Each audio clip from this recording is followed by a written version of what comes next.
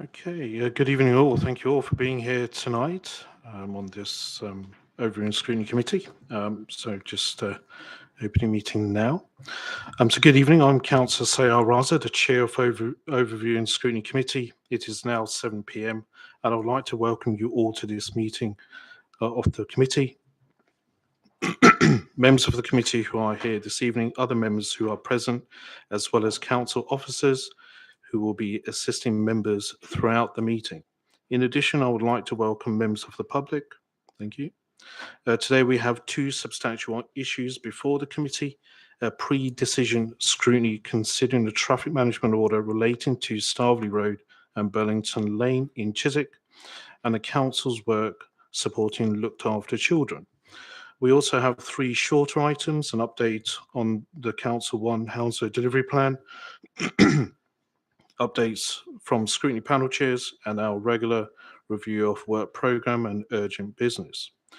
It might be helpful to guests, to the members of the public and to the committee if I set out how this evening meeting will work. As chair, I'll be running the meeting and inviting people to speak.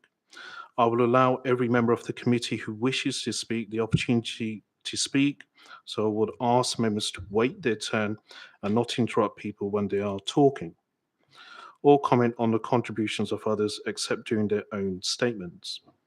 As always, we will treat our guests and each other with courtesy, and whilst the issues before us today are important topics with real-world impacts, we will ensure our questions and debate are measured and constructive. We are here to express our opinions on the merits and otherwise the agenda items before us and try to come to a collective view, failing that a majority view. I intend to use the following procedure. I shall invite the relevant member, or where relevant, the officer, to introduce a report for Staveley Road and Burlington Lane item. I will also ask two ward councillors, Councillor John Toad and of Chiswick Homefields, and Councillor Amy Todd, apologies, Councillor John Todd of Chiswick Homefields and Councillor Amy Croft of Chiswick Riverside to contribute their perspectives on the issue before the committee. I shall invite members of the committee to ask any pertinent questions they have of members or officers. I shall then invite committee members to express their views as part of the debate on the report. I would like to remind members that I shall give everyone who wishes to speak the chance to do so, but in accordance with the council rules of debate, you'll only be allowed to speak once at discussion stage. If you hear something said by someone else that you dislike or disagree with, you do not have the right to comment until you are invited by me to do so. Please do not interrupt them, because please keep to the key points. There is no need to repeat what others have said. This will help ensure that there is sufficient time for all committee members to speak. We have a great deal to cover this evening, so please be mindful of your fellow committee members and our guests and ensure your contributions are to the point. Now we go to agenda item number 1. So this is apologies for absence, declaration of interest and other communications from members. I do have apologies from Councillor Bowring, Councillor Kamran, and Councillor Kiani, who's going to be late. Do I have any others? Any declaration of interest? Yep, Councillor Tuck. Well, we all have received numerous emails from residents regarding the decision.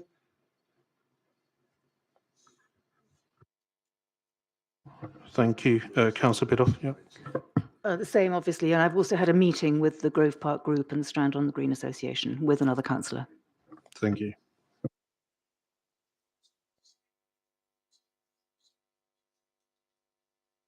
Yes, Councillor Sharma. Yeah, I obviously had a meeting with Joanna last week. Thank you for that. Councillor Dunn. Yeah.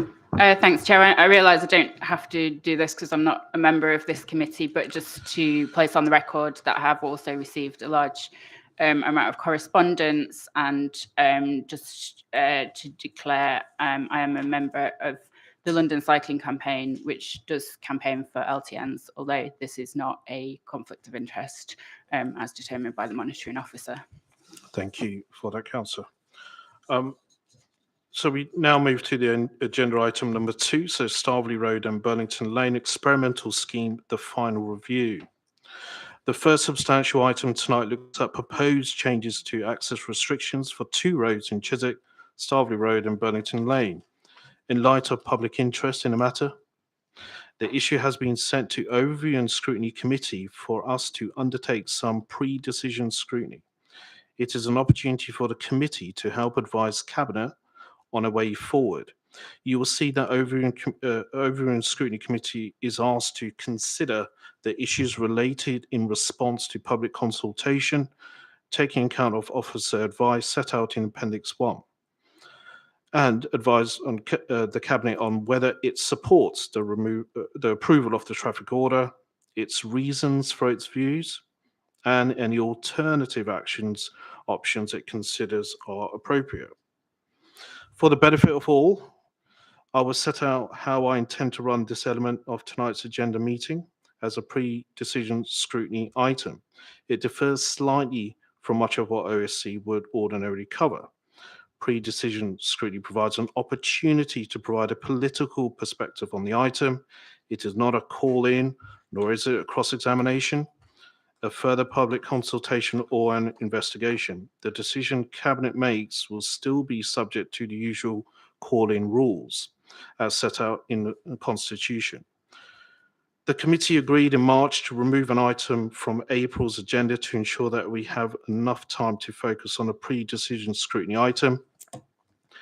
It is not the only item before us tonight. However, I am very keen to ensure that the committee's time is used effectively.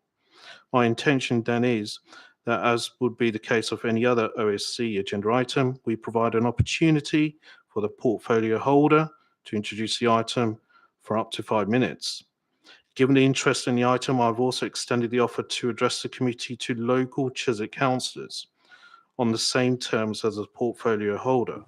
Councillor Todd has said that he would like to address the committee on behalf of 5 Conservative Chiswick, Homefield and Riverside councillors, and Councillor Croft has also said she would like to address the OSC. Once Councillor Dunn, Todd and Croft have spoken for a maximum of 5 minutes each, the committee would then ask questions. Unlike a typical agenda item on OSC, this will mean that depending on the nature of the questions, committee members might ask questions of the portfolio holder or Councillor Croft or Councillor Todd or Jefferson. OSC would then discuss the issue and agree recommendations to Cabinet to get the most out of the time we have available to us. I intend to spend an hour on the item. We still have other significant agenda items to consider. I do not want us to spend our time asking questions where we have already answered the questions in the material available to us. I welcome the members of the public who have joined us, but we must all recognise that this is not another opportunity to undertake a public consultation.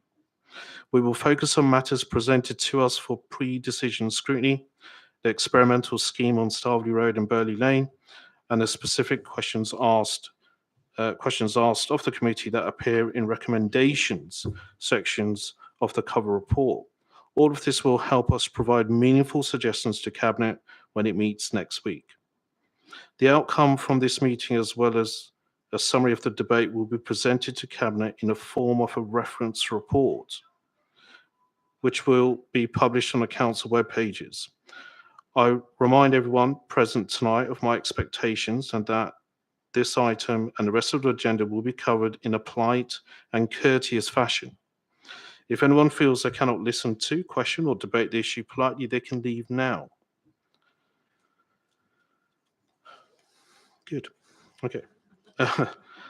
We are all in agreement that this meeting will proceed courteously. If, however, people choose not to behave appropriately, I will not hesitate to make use of the rules related to address disruptive conduct as set out in Council's consultation. As I have explained, an item on OSC would normally see a Cabinet member introduce the item. However, given the interest in the issue, I've extended a wide invitation to local ward members as well as portfolio holders. That means we are joined by Councillor Catherine Dunn, Deputy Leader of the Council and Cabinet Member for Climate, Environment and Transport Strategy, Councillor John Todd, one of three ward councillors representing Chiswick Homefields, Councillor Amy Croft, one of three ward councillors representing Chiswick Riverside, and Jefferson Wakoma, Assistant Director of Traffic, Transport and Parking. My apologies if I got that wrong. Welcome everyone. Councillor Dunn, Councillor Todd and Councillor Croft, you'll each have 5 minutes to help the committee understand the issue presented to it. Councillor Dunn, would you like to introduce the item? You have a maximum of 5 minutes. Thank you. Thank you very much, Chair. So thank you very much for agreeing to take this item at the Overview and Scrutiny Committee. I realise this is perhaps a bit unusual and something we don't normally do, but I thought it would be useful to have some pre-decision scrutiny on this matter, given the high level of public interest. So I'm very grateful for you making time on the agenda this evening. Just to give, I know you've received the papers, you've hopefully done your research and seen the information that's available online. I know that many of you have visited the area as well and spoken with the residents. But just to explain a little bit of the background to it. So the South Chiswick livable neighbourhood was one of the livable neighbourhoods that we had planned, and we applied for funding for that back in around 2018, I think, and we were awarded funding in order to introduce various measures to create what's known as a livable neighbourhood in this area. And a little bit more on that in a minute. Obviously, so this consultation on this started around 2019. Obviously, in 2020, the COVID-19 pandemic came along, and that changed matters somewhat. And some of the original funding was no longer available. But as we know, there was emergency funding available for traffic schemes, and so we looked at traffic schemes across the whole borough. But because we'd already done work on this South Chiswick livable neighbourhood, we were able to move forward with that and get some measures in place. But it did change the nature of how that was done to some extent. And so changes that were introduced as experimental traffic orders, which means that measures are put in on an experimental, i.e. a temporary basis, and then consultation takes place with the public whilst that is in place, so that people can feedback on how the measure is working itself. The majority of the measures that went in as part of South Chiswick livable neighbourhood have now actually been made permanent. But because of some of the changes that were made in response to resident feedback during that time, there are two. The two that we're discussing tonight, Staveley Road and Burlington Lane, which are still under ETOs, and therefore we need to come to a decision about whether to make those permanent or not, or whether those ETOs fall when they come to their end. So the aims of the South Chiswick livable neighbourhood were to cut through traffic.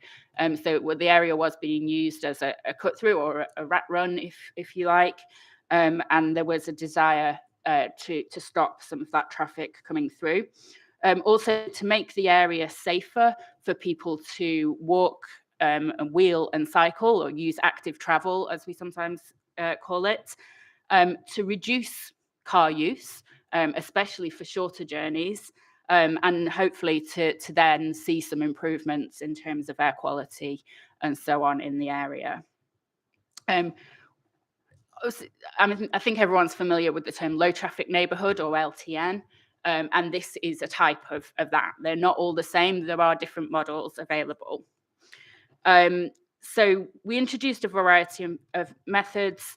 It can come from hard barriers, which is where you just have no one can go through, or you can introduce cameras, which allow some people to go through. As you introduce cameras, you introduce a level of complexity to the scheme, but also some flexibility. So just on what's the Staveley Road, which is one of the ones we're discussing today, was originally put in as a school street, which restricts access at just school drop-off and pick-up times. Following feedback, the hours of that were extended to what is in place today. And also because more traffic was seen on Burlington Lane, then the barrier was introduced to restrict access from the A316. So following the consultation, we understood that a majority of the correspondents were against did not want these to be made permanent. Obviously, they are in line with what we want to achieve. So we needed to come to some kind of compromise there. And that is what has been put forward in terms of changing the Burlington Lane scheme. Obviously, since then, you and I have received a lot of correspondence which suggests that that might not be welcomed by residents. And I thank every resident who did write to say that. So really, that's where we are. And I want to know the views of the committee and the views of the ward councillors onto really, how we could proceed as a cabinet on this decision. Brilliant, thank you. If I can now introduce Councillor Todd, please. 5 minutes. Yeah, thanks very much. It's a minute amount of time, Chairman. I'm disappointed we're only allowed 5 minutes. The introduction of this scheme would cause substantial uncontrolled traffic movement, destroying the aims of the scheme. Read the paper carefully, destroying the very aims that the public wanted to see and is endorsed by so-called consultations. We don't want in any way, shape or form any permanent traffic schemes. Why? Because this is still an experiment. You've closed 3 roads, and you're now opening one to uncontrolled movement apart from a few hours in the morning and afternoon. But I want to come on to the process pre the issue of this remarkable Chief Officer decision. There's a gap in the report, and I'll try and fill it in. What's helpful is we had an email from Head of Traffic's colleague saying we're scheduling some online briefings, one for ward councillors and one separately for residents, where we'll be sharing traffic data, consultation feedback, and decision options. No decision options were ever given. The officer presenting fudged the answers. So at the end of those consultations, no one, the public or councillors, knew what was to be expected. But wait, there's more excitement. Because as I was watching some quiz show, I think Anton Deck, a chief officer's decision comes in my tray. And I've got to respond, double ink, by Monday at 5 o'clock to a document that's 11 pages long, it's complex, and I need to see, who will I speak to? Grove Park respond incredibly well, Strand on the Green, people, the contents, but that's not how you do it. And I would say the council screwed up. I think this is one of the best I've ever seen. To send it like that with a 24 hours notice is contempt. So I would argue forcefully, and it's backed by the Constitution. We have lawyers here who would endorse. Yeah, they have not consulted. So in the absence of a consultation. So what happened? I quite rightly appealed to the helpful legal department and said, this is a key decision which has to be published under law 28 days before it's implemented. Sorry about that. That hadn't been done. So they were in breach of both the law and the Constitution. No one's doubted that. The council then sought to use an urgency procedure, and I appealed against that, and I won that decision with the lawyers saying it's not urgent. And yet on the 28th of February, 2 days after I received it, the thing was published, and remarkably says the lead members decided to bring it before scrutiny. You form your own opinion on that. But that to me is a breach. Can I come on to the report itself, please? And I'm looking at page 7. 315, if anyone's reading it. It doesn't mention that the appeal. I'm going on to page 10. The proposal for Burlington Road should be way of a temporary traffic order. A radical change needs monitoring, evidence, and some of the paper, the evidence we were given at the so-called consultation have been seriously challenged. More importantly, at the top of page 11, there's so many figures in this paper, but the killer is an increase of 160% in traffic. That's what this document would do, open the door to unfettered traffic. Now, one of the interesting things is that in adjacent streets, they have a exemption. Just a minute left, Sorry? please, Councillor Todd. 1 minute left. 1 minute, okay. Okay, I am suggesting that we use the same scheme as Fulham and Hammersmith do, where anyone who lives in this borough has unfettered access to Gove Park. Everyone, whether they live in Feltham, whatever. And if we did that, there's a Ringo system which other boroughs use. At the moment, there is no visitor scheme for anyone entering. That causes distress. Businesses are severely impaired. I think there's a number of premises in Strand-on-the-Green are really struggling at the moment. Why is that? Because it's the uncertainty of the scheme. We've got exemptions for buses, taxis and other vehicles in 4 roads, Hartington and others. We have none in our scheme. Just imagine you live there and you've got 3 or 4 traffic schemes, each one with different variations. That's unfair to the public and it's bad law. Uncertainty of law is a bad law. Okay. Thank you, Councillor. Now, finally, Councillor Croft, please. Thank you, Chair. I just want to address, from the point of view of what the input that I've received from residents individually and as part of residents' associations. So I realise that the time is very brief, and so I want to keep it very on point and talk about 4 specific areas. So overwhelmingly, the responses I've received regarding the reopening of Burlington Lane have been negative. In total, I've received 2 positive responses to that suggestion, and overwhelmingly residents are against reopening that as a school street. Whilst I realise that the aim of that was to reintroduce some visitor access, what that will inevitably do is cause the problem that the scheme is designed to stop, and will take us back to a situation where there'll be large amounts of traffic running through, and that's very. I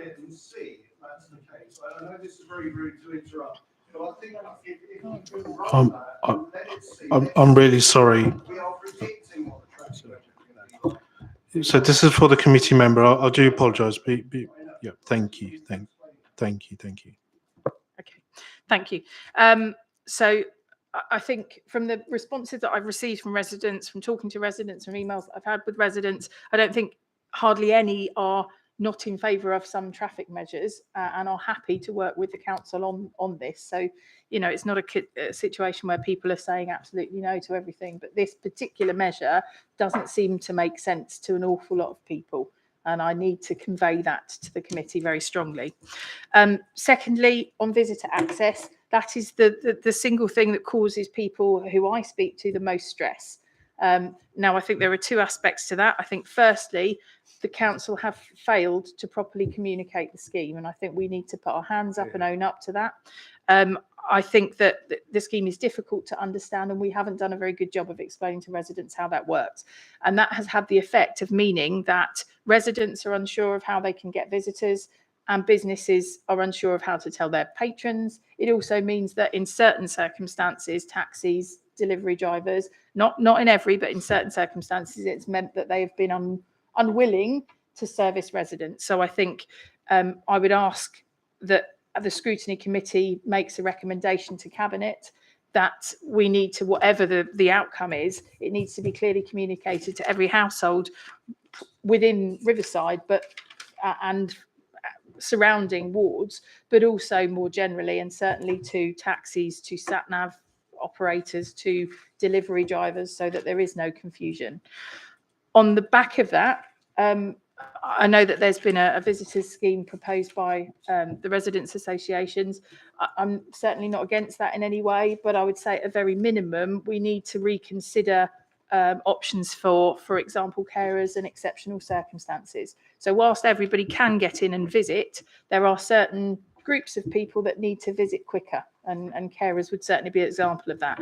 I'm not entirely sure of the rules, but I think the carer permits that can be accessed are quite expensive, and I think we as a council need to review that to see if we can get more sensible access.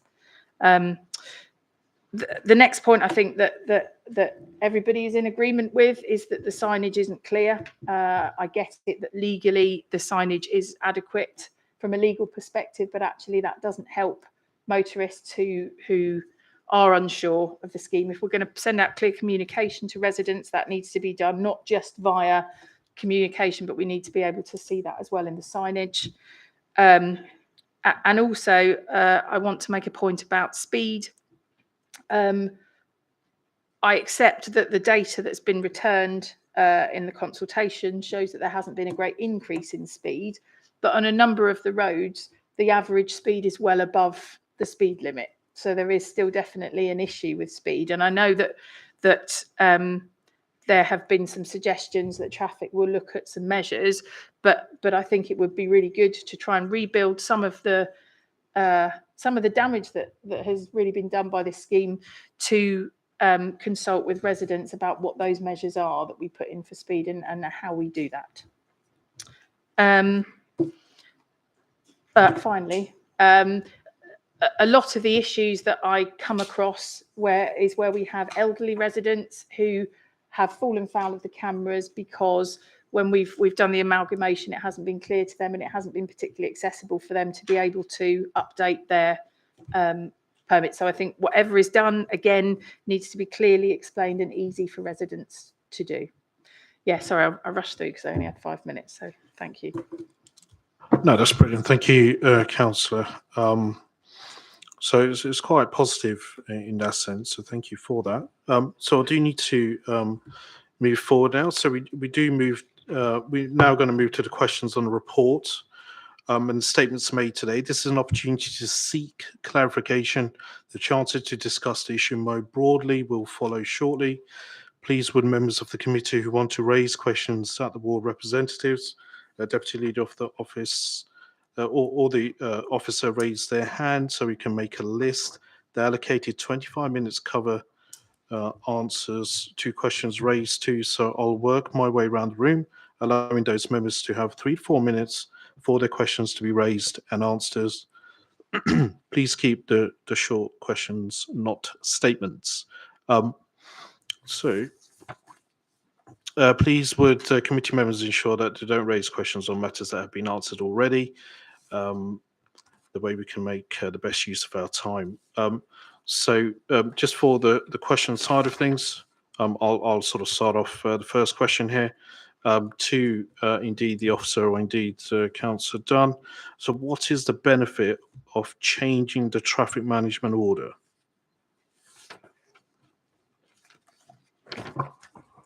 Thank you, Chair. The traffic management order is required to give legal status to the new measure that we're proposing.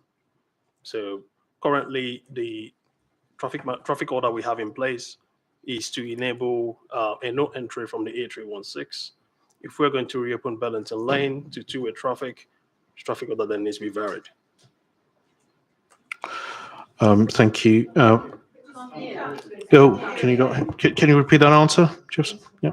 Yes, very happy to. The traffic order is required to give legal standing to the proposal that we're putting in place. So if we were to change the current traffic order for Burlington Lane is for no entry from the A316. That is the legal status of it.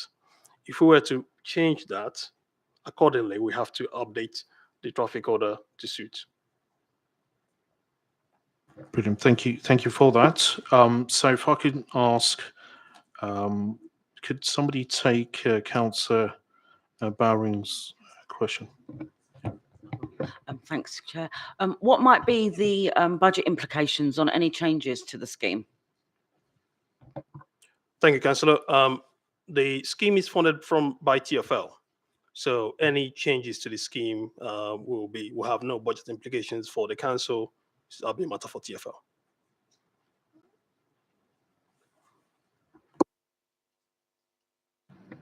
If somebody could do Councillor Kiani's as well, please. Thank you.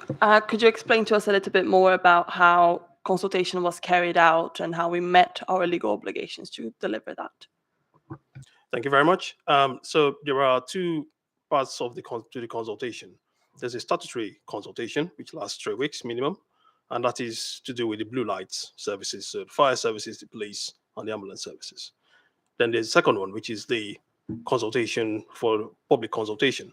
That was done online, and there was a total response of about 1,100 or so. Discounting the duplicates, we ended up with about just over 1,000 responses.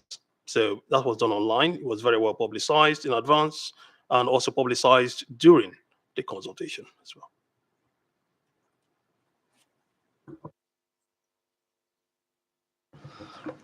Councillor Tack, please. Thank you, Chair. My question was in response to the answer of your first question. You did tell us the purpose of the traffic management order. I did not understand the benefits. Thank you, Councillor. Without a change to the traffic management order, if we were to introduce a change to the scheme as it is, it would be illegal. So a traffic order is required to give legal standing to any change on the network. Yes, Councillor Tack. That, in my opinion, still is a purpose. What is the benefit to the residents? So Councillor, yeah. So the way I understand the question, Jefferson, you've given quite a technical answer, and that's fine. But I think the question is more about why was the particular course of action recommended, and excuse me. So I think that was around what we understood from consultation responses was that the measures being consulted on were not popular, and so the recommendation that Jefferson put forward was around making a change that would allow greater access. Now, whether that's a benefit or not depends on your point of view, and I think that's what I'm here to find out is whether what the committee's view is of whether it would be a benefit or not. Certainly, I have heard from a lot of residents who, since that decision was, or since the chief officer decision was published, I've heard from a lot of residents who said actually it wouldn't be a benefit. We don't want the barrier to be removed. There's always some benefits and some disbenefits, so it's about weighing it up.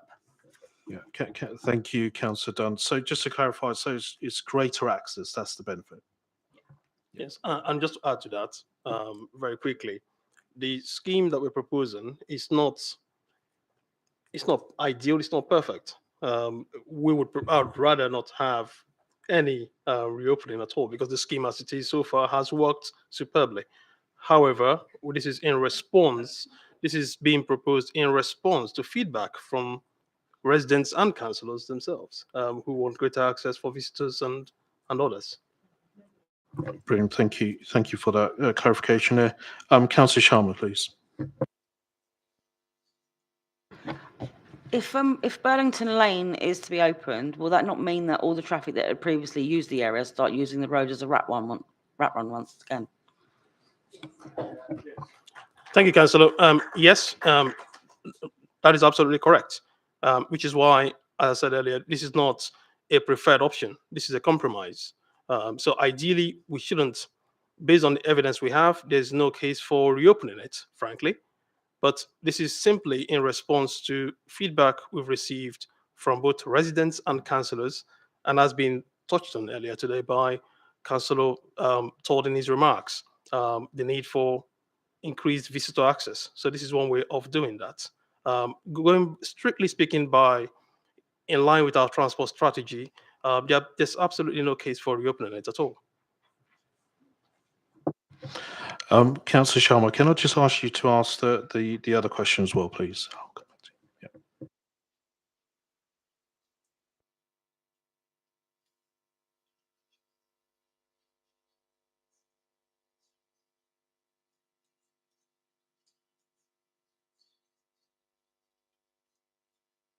Okay. What is the communication on how the scheme works for residents within the borough, but also for those outside? And how are we communicating this to trades, taxis, and care providers, carers, and other community services and other boroughs? Thank you, Councillor. I admit it's not, to start with, it's not the most straightforward of schemes, right? It has been simplified because actually when the scheme was introduced, it was 24 hours in some places the time where we had different times. It's been unified in that there's restrictions between 8 p.m. to 8 a.m. to 7 p.m. across all three main areas. So if you're coming from Strand on the Green, from Thames Road, Hattington Road, and Stable Road, the times are now uniform. So that makes it a little bit simpler. But in addition to that, I've written to residents at least 6 times since the schemes were introduced, including a very detailed explanatory note, which highlights what each scheme means for each resident. And we have also provided information on our website, as well as briefing to councillors as well. So I think we have done a lot to communicate the scheme, to make sure it's understandable, to make sure that people can actually deal with some of the challenges. And we have also dealt with a number of inquiries previously as well. So I think we have done everything we can do, but I'm sure there's always scope for additional communication. Yes, of course. Yeah. Yeah, so I know that the traffic team have done an awful lot of work on communication, but I do accept the point made by Councillor Croft earlier that, you know, when you have got a scheme like this, you do need to do everything you can to make sure that it's understood. And so I think certainly once this decision's been made about what we do on these 2 outstanding experimental traffic orders, then I think we want to do a renewed round of communication, upgrade the page on the website. And I've looked at some different styles of maps and things, and I know that people have got residents have provided examples as well. So I think there probably is something we can do to try and clarify that some more for residents and anyone who might want to look up how it works. Thank you for that, Councillor. Councillor Perez-Otto, please. Thank you. So one of the it says in the report that traffic on Burlington Lane could increase between 38% and 160%. Can we have a little bit more of a detailed specific number, or do these cover different areas, different times of the day? I suppose what I'm saying is simply looking at the full spectrum, the worst case scenario and the best case scenario. So when the measures that were made permanent in 2021 were made permanent, were introduced, everywhere else across Grove Park, there was a reduction in traffic volumes. The only area where there was an increase in traffic volumes was on Burlington Lane, and that was significant. By the introduction of the no entry from the A316, we reduced that from the 160% down to 38%, which was obviously much better. So if we were to reopen it, potentially at worst, it could go up to 160% increase, at best 38%. However, there is a mitigation in place. The school streets should mitigate the worst effects of the reopening. So if we were to have a school street with 1 hour drop-off times and pick-up times, that should mitigate the effects. But also, the time is flexible. So the school street operational hours could be extended. There is scope for that. We've done that before on a couple of other school streets. So that is a consideration. But it would be false to say that reopening it will have no effect. Of course, it will have an effect, and it could lead to an increase in traffic volumes. Thank you. Councillor Bidoff, please. Thank you, Chair. I note at 5.2, and something that Jefferson has said, you think that for the key indices, this has been a success, and from your perspective, it's operating superbly. Could you give me some information about how you have balanced that with where it hasn't been a success and where it's not working superbly? How are you taking into account the effect on residents and businesses, for example, who have written in to complain? Thank you very much, Councillor Bidoff. Firstly, we have granted exemption to residents who live in the area. Now, that is not common. There are many parts of London where you have LTNs where there are no exemptions. It applies to all. So we have put in place exemptions for businesses, local traders, schools, GP surgeries, all have exemptions. We've also amalgamated the scheme. So you now have, whilst you had 2 exemption schemes previously, you now have one that covers the whole area. So anybody who lives within Grove Park, regardless of where you live, you can access all areas. In addition to that, we've also reduced the hours, the operational hours. It used to be 24 hours. It's now been reduced from 8 a.m. to 7 p.m.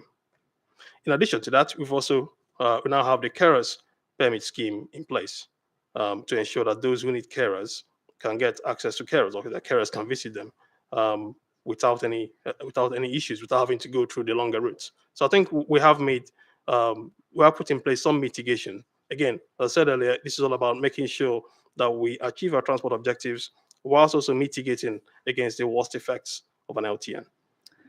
Chair, can I come back on that, please? Yes, go for it. Clearly, that isn't the case, though. I know we've had some comments about poor communications, but even with good communications, according to the information we've had from residents, it's not going to work. And what I'm worried about is you're focusing on your key indicators. Please, the question. Please, could you? Yes. So I want to know how you're going to bring in other measures that are going to make this work from residents' point of view and businesses' point of view. And I think what you've just said clearly isn't working. So what more are you going to do? This traffic order doesn't give any opportunity for you to give any more. So I would disagree that it's not working. I think it is working. There are we have introduced we have allowed residents exemptions, which, as Jefferson said, most boroughs do not. So residents here have a lot more freedom than in many other places, and that is already so that's a compromise already, and it does perhaps water down some of the aims of the scheme, those around reducing car use for short journeys, but we've recognised that that sometimes compromise have to be made. So that's already in place, and as Jefferson said, it's in place for businesses as well. Visitors can get to every address within the area without passing a restricted point, and that is a point that's made for every LTN in every part of the country, and including the ones in Hammersmith and Fulham. If you read up on their scheme, they are very clear.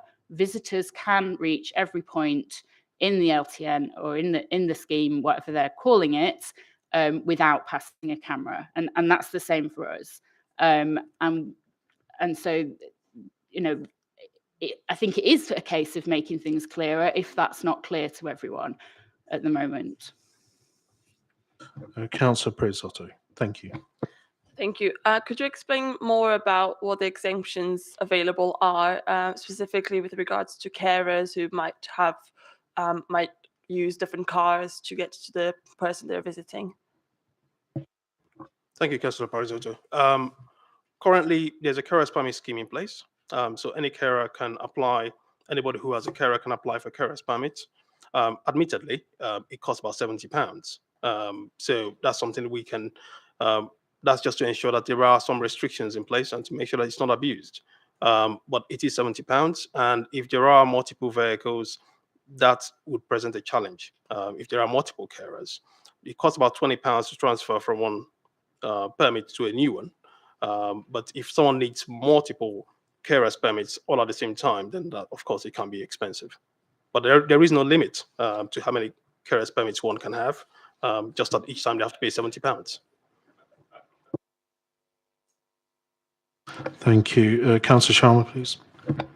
With regards to the carers permits, the ones that you're speaking of are the ones that the residents can apply for on behalf to have a carer come in. How does it work with, say, for example, a provider, a care provider that's coming in, or a district nurse that's coming in, and it's going to be a different carer or a different district nurse coming on a daily basis, sometimes multiple times throughout the day? Where's our sort of like communication to those services to be able to get a permit? Thank you very much, Councillor Shaw. Obviously, a nurse visiting would have to have the same exemption as a carer does, or also a GP who lives in the area. So in that instance, there will be an exemption for them, but it's not explicit at the moment. So if somebody wants a permit, they'll have to contact us. So that's an area where we can make an improvement. Yes. Councillor Biddulph, please. Thank you. And this is a question to all four of you, I suppose. Could you tell me what engagement you've had with businesses in the area?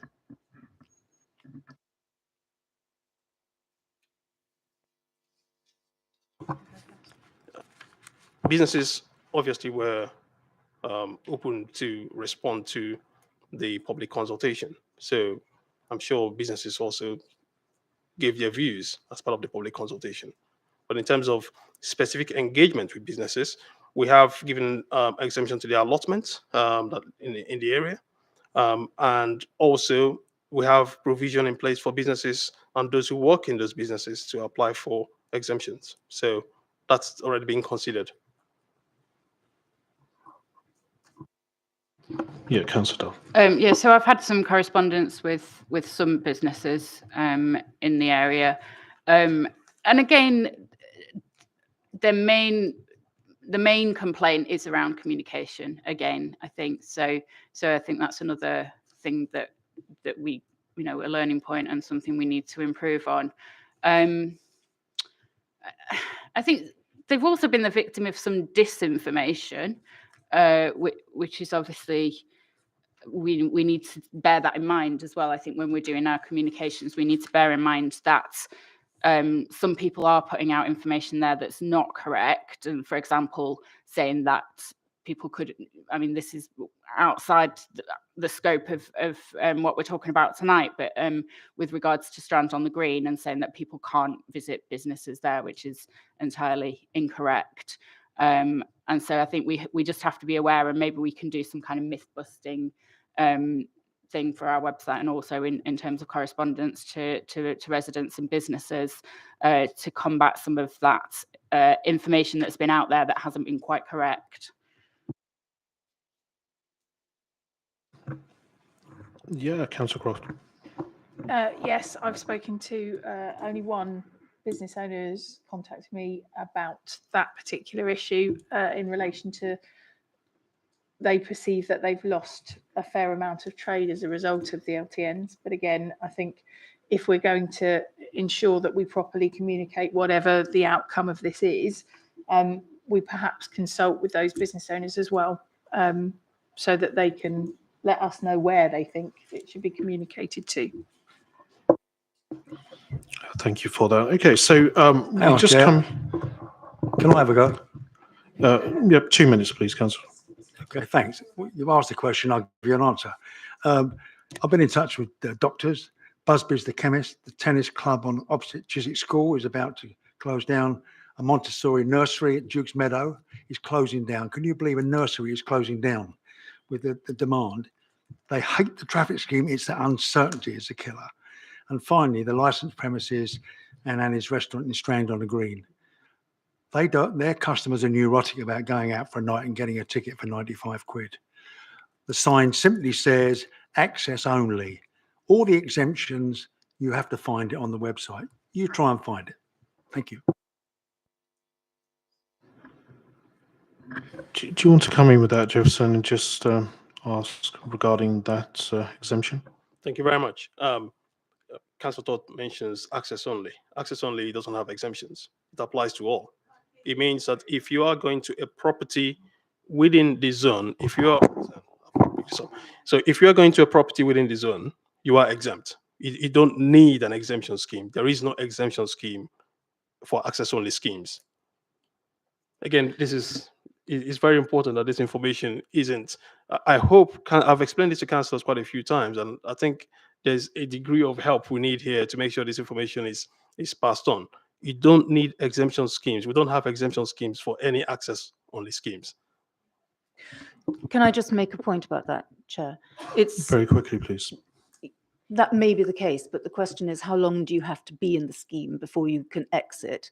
That's something that is impossible to communicate when you've got people, for example, going to a nursery who simply don't want the bother and therefore take their child to another nursery. I'm just giving a nursery as an example, and the nursery then closes. It's the point that Councillor Todd's just made. But also with a restaurant, if you are thinking of going out for the evening and you think, oh God, let's go to Annie's, I haven't been there for a long time. Oh, you have to book, you have to get a visitors. It's going to put people off. That's the point. It's complicated.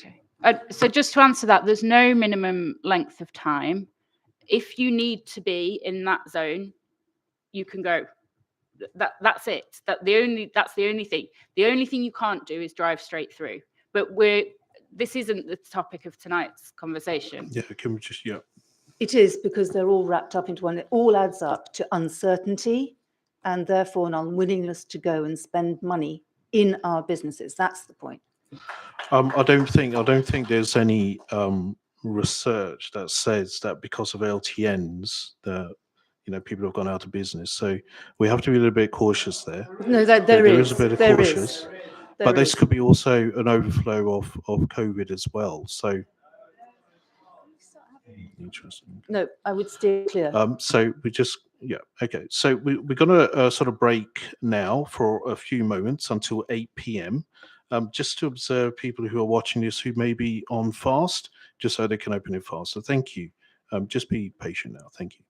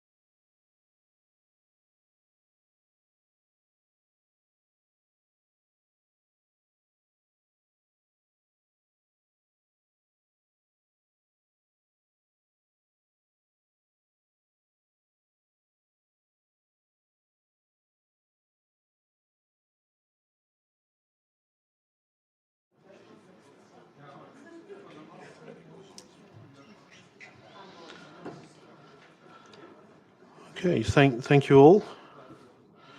Okay, so we now move on to the discussion of the report and what we have heard. May I remind you that everyone who wishes to speak will have a chance to do so, but please be mindful of your fellow scrutineers and do not dominate the discussion.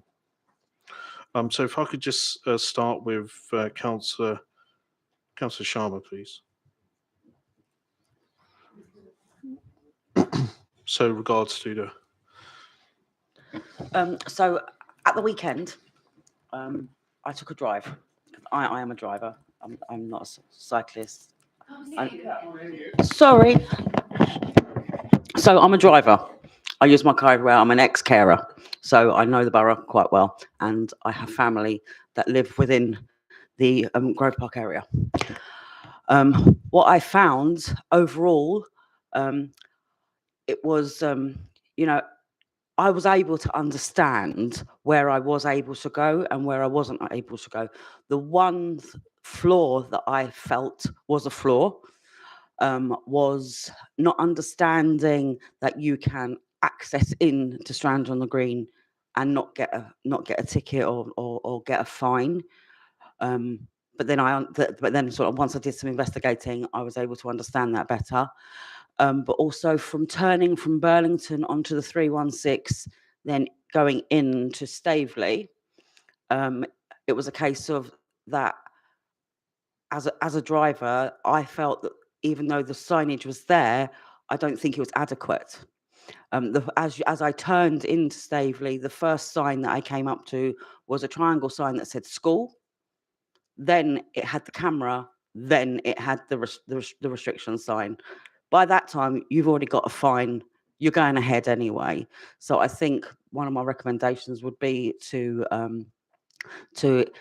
either change the signage so that you're aware of that before you're going any further to prevent yourself from getting a fine.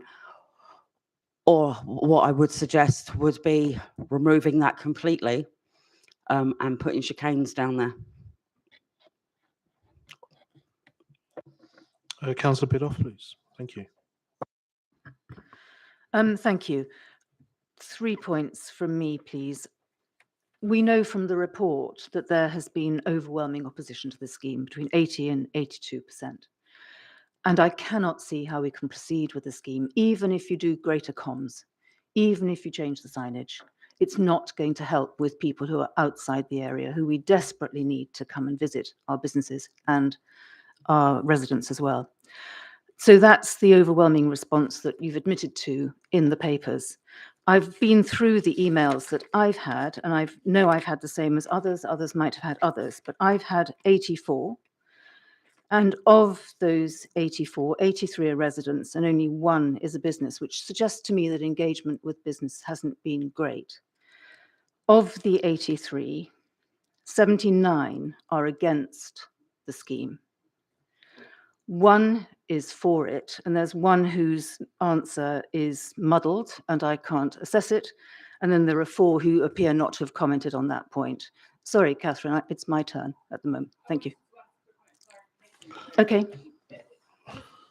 Wondered what you meant when you said against the scheme. They are opposed to the chief officer's decision. They are opposing this. Specifically on Burlington, or they are opposed to measures that they don't understand. And I'm sorry that we are only here on Burlington, but they are opposed to that as well. But I think you really have to stop taking this in a piecemeal way. No, this whole scheme. Hold on. So this whole scheme is part of another scheme. Councillor Bidoff. So we're just talking about Staveley and Burlington now. Yes, Staveley. If you've been there, Staveley. So the traffic order for there. I understand that, but this is nitpicking because the point is it's so confusing that residents don't know what exactly they're being asked to do. Please let me finish before you interrupt me. I can't make head or tail of some of the comments made in this paper. I've written down in the column next to it against one of the points, speaking in tongues. I do not understand the way in which this is written. And we are right, we're councillors, we have to expect to read our style of corporate papers, but they are not necessarily easily understandable by people outside. Nor I've had complaints today directly from residents who say, have you seen how complicated the letters are? I don't know what I'm responding to. I don't know what they're asking me for. So we have to consider that. Of the emails I've received, they have expressed 79 of the 83 have been opposed to what we're discussing today. 73 of them have asked for the council rather, to stop, to consult, to listen, to review, to propose, to consult, and that includes businesses. That's what we're being asked as the next stage. Stop what you're doing, listen to residents.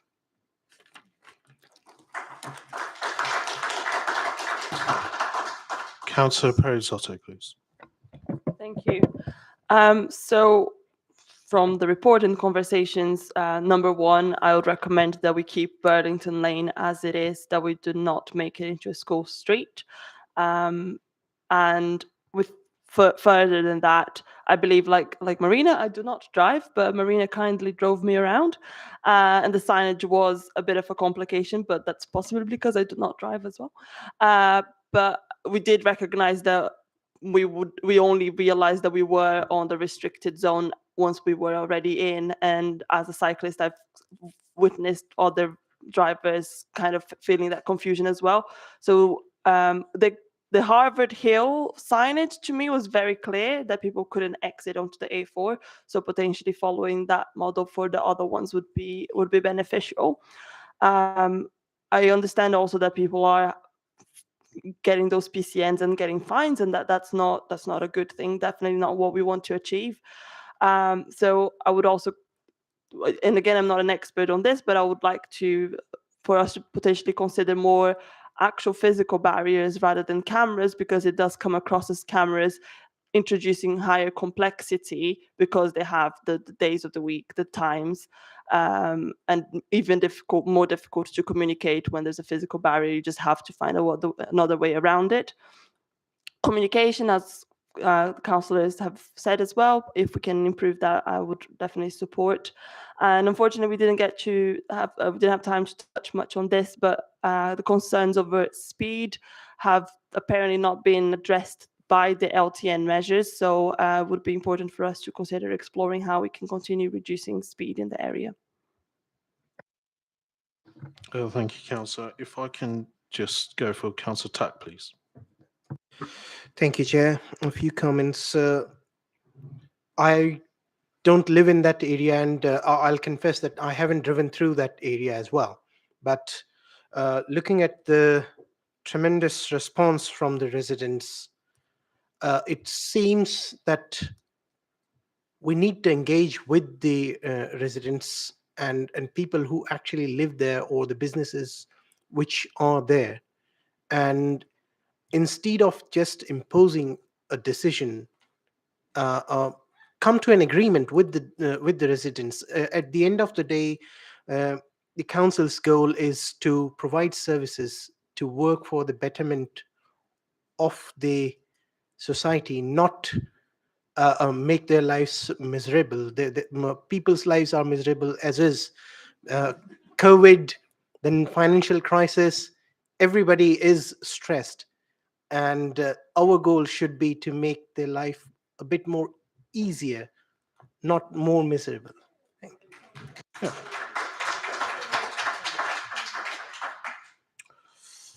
So would it be fair to say better communication? Would that be fair to say? Well, not just better communication. It's working together. If you rephrase it. So can I have a point of clarification about what we're doing at the moment? Are we not commenting on the COD before we get to advising the Cabinet? I don't think we're advising the Cabinet at this point, are we? Because I've got other points to make. So, Councillor Bidoff, we're going through all the committee members first, getting their views. Exactly. And then, of course, yes. So I think you were trying to pin Councillor Tack down to a a discussion, a Well, decision, I and mean, that's moving on to the put next it, stage. let's just put it this way: that I mean, everyone's got lots of emails saying that how not so good the LTN is, but I've been getting loads of emails, hundreds of emails saying how good the LTN scheme is. So Cool. Perhaps you'd like to put those views forward then. Yep. And have you done a chart like I have, been through every single one? So can I just So can I have Councillor Foot next, please?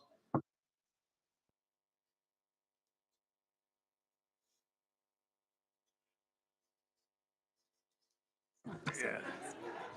Chair, I mean, I don't live in the area, and it's many years since I've travelled there. I used to travel quite frequently through there when I was working in London.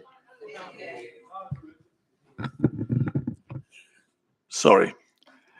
Yeah, I don't live in the area. I live at the other end of the borough, but I used to travel through that area many years ago when I used to work in central London.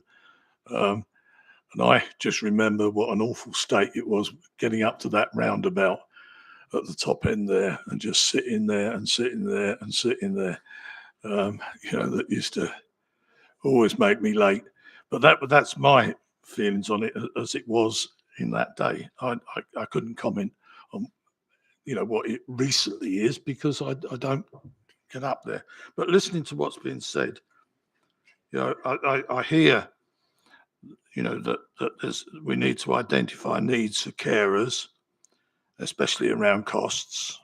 I think that comes through quite clearly. I also found that I can understand. Sorry, I've lost my place. Access to carers and other important individuals need minor changes to the asset road areas. That needs to be done. Need to take notice of residents' needs and visitors and carers, especially when it comes down to costs. So I think that we should be maybe picking up those points, Chair, in our assumptions and what we say to Cabinet. But I think that that we've got a lot of issues that are there that we need to get some answers to, and I think that would be the same for all. Thank you, Councillor Foot. Any more discussion? Councillor Biddulph. I've got a question for you as well. If you have had, I know you've had the 84 emails that I've had because they've all been sent to all of us. So given that Councillor Sharma started by sharing those that she thought went only to her, I'm surprised that you haven't shared with us the loads of emails you've had that are in favour of the scheme. I haven't seen any of them apart from the one I've mentioned, so I'm disappointed not to know about that.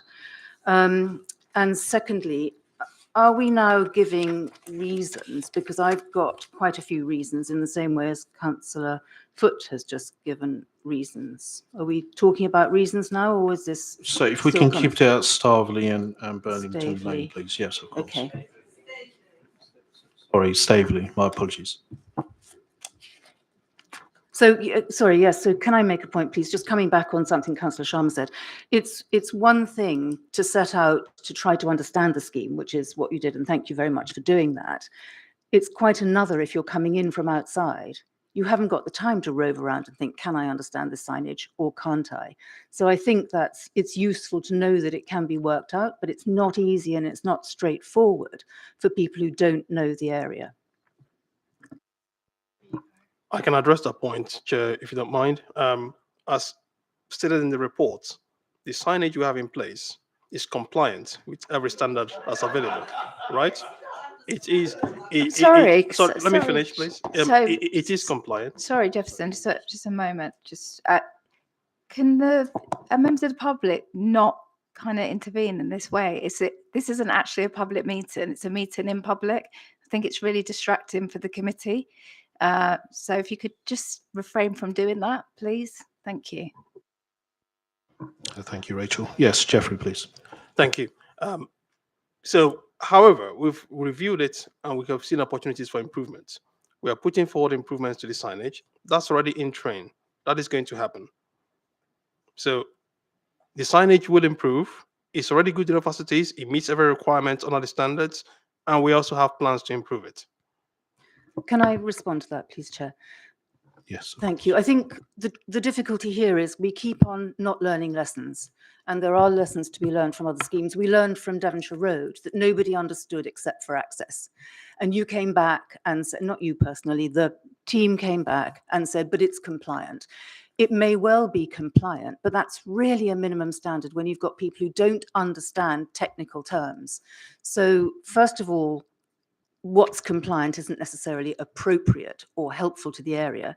And secondly, this picks up on the point that has been repeated in person, in emails, that this is piecemeal. It has all been introduced in a piecemeal way. If I go through marking in the corners here, revision, revision, revision.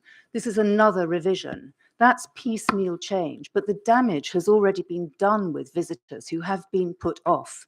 And now you're going to have to climb mountains to make it better again. We've learned the lessons before, we haven't put them into practice. And whilst please don't fall back on the word compliant, because it just doesn't cut any mustard with us. Or whatever the phrase is, cutting mustard, I've got no idea.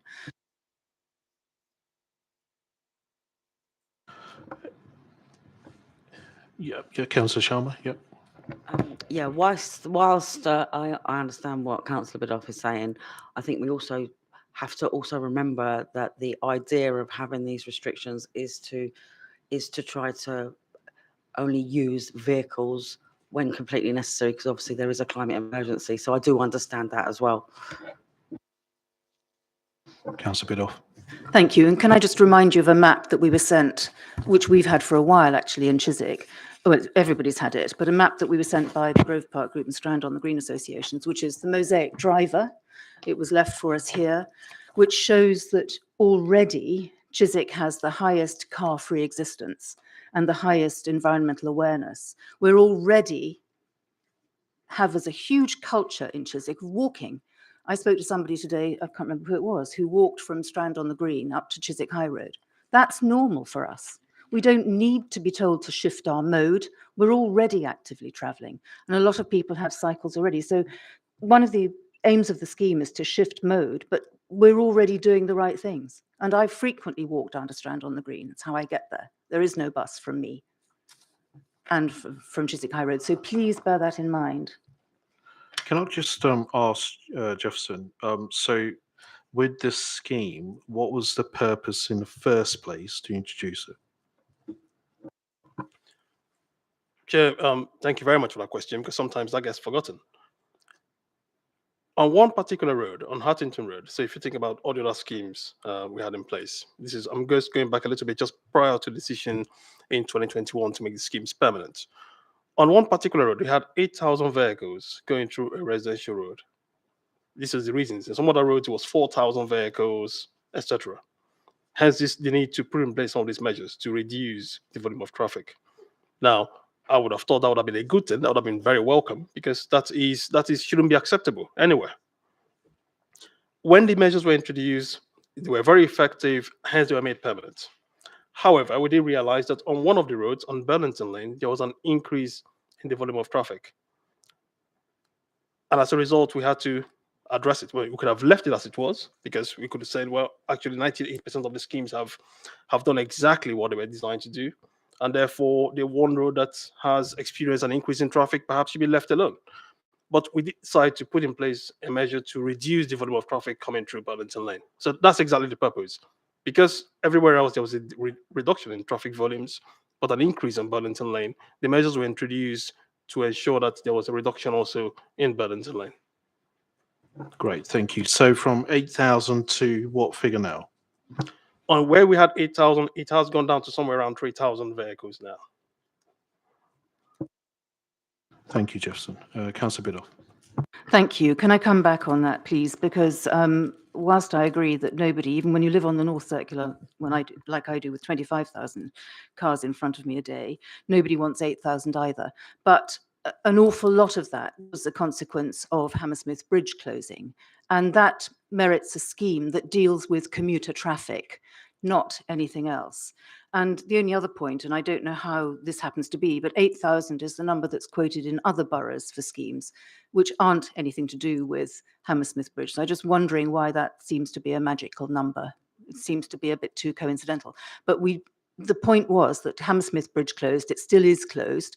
That traffic has been displaced. There hasn't been any imaginary, what, I've forgotten the word, that is used by some campaigners all the time. Evaporation, thank you very much. It is to do with a specific traffic problem, which requires a specific traffic measure to deal with it. And it isn't necessarily this measure. And as we know, 80% of the people who responded don't want this measure. There must be another measure, which is, well, you keep on saying that, Catherine, but it is true. No. Let's not nitpick, because the thing is all seen as one, and that's the difficulty. If we just cherry pick, let's do this road, you aren't doing the residents justice. You're just saying, let's look at one particular thing, never mind that the whole thing doesn't work. That's the problem. Yeah, if you want to come in, Councillor Dunn. So I know that a majority of people who responded to the consultation don't want the whole thing. I understand that. They want something different. And that's fine. I think that people will always want something different, especially where you're asking for people to make changes to their life.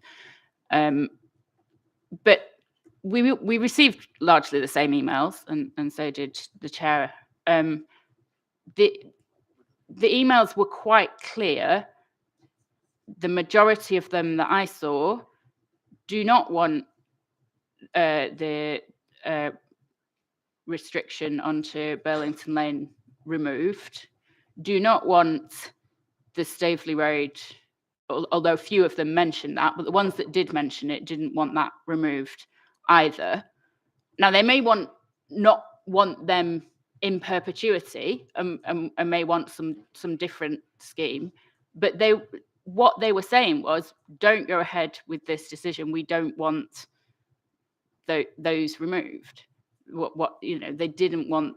So it's when we're saying, they wanted restrictions in place, is what I'm saying. That was very clear from the emails that I received. And that has been made by others in this room. And I think it was Amy who said it most clearly. Yes, but not this way. That's the point. Let's not do this. I made the points earlier. Stop, consult, listen, review, propose, consult, including businesses. That's what's needed. Of course, and that can go on indefinitely, but it would be nice to go on indefinitely. Well, it would be nice for it to be reviewed now with resident input and business input. That's the point. Whether you want to nitpick about whether they're talking about one particular bit of it, the whole scheme has left residents. I've got some lovely comments to read out when we get to the comments bit.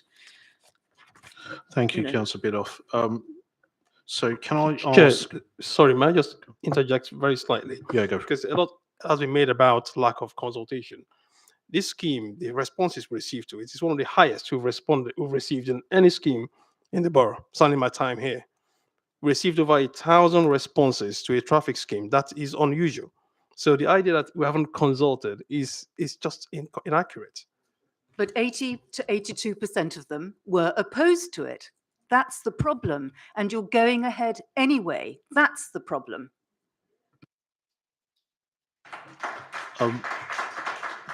Is there a figure? So, I mean, the point of consultation is to take on board views and consider the merits of those views and any arguments put forward. It's not to count for and against. Brilliant, thank you. Look, so we've got to move on. So I do need to bring Councillor Foot in to summarise the discussion and propose a motion here, please. No, we haven't got to propose a motion, Chair. We've got to We go do. 2, 1, 2 and 3. We've got to say whether we support it, our reasons, and any alternative actions. That's what you've held us to from the start. You can't now change it. So I've been waiting for the chance to give reasons. Very quickly, please, Councillor Bidoff. But I think that should be what we're doing. Do we Well, support it? Okay. Okay, thank you very much. So I'm taking comments from residents here. The way you have implemented the scheme has been dictatorial and authoritarian. That's one. You've tried extensively and consistently to engage, the residents have been met with combative and unconstructive approach. Hugely arrogant of the council implemented the scheme just because it can, ignoring the views of residents. Council has either consulted and then we've been ignored have ignored the views of the majority, or have made decisions without recourse to local residents. Please, can you start listening to residents? Please, can you stop thinking that you know more than the residents? Another comment, interfering with our community. Residents feel unrepresented.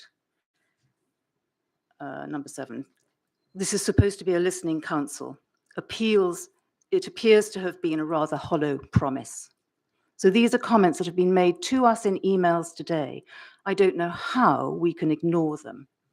There's another one here that has been made to me personally, that the council is drunk on power. Okay, thank you for that. Councillor Tutt, very quick, please. When we come to the consultation, I remember in one of previous meetings, I asked a specific question to Jefferson, that when we do a consultation, will the result of consultation will be considered, or will just disregard them anyway? And I was promised at that time that yes, the consultation results will be regarded and the decisions will be formed based on the consultation results. Yeah, no, that's great. Thank you. So, of course, we are talking about it as committee members, and we've heard the sides. We've heard committee members bring in what they want from this. Of course, we've heard a lot of, or certainly read all the emails as well. I do need to put it through to Councillor Foote to summer up the discussion and propose a recommendation to Cabinet. Councillor Foote, please.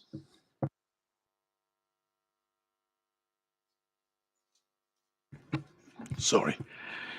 Yeah, I think that, there's a number of issues here that are coming up, but I mean, a lot of them are centre around Cabinet and improving communication, considering, etc. I can't even answer on that because I don't know what's come out and what hasn't come out. So, that's nothing I can draw an opinion on.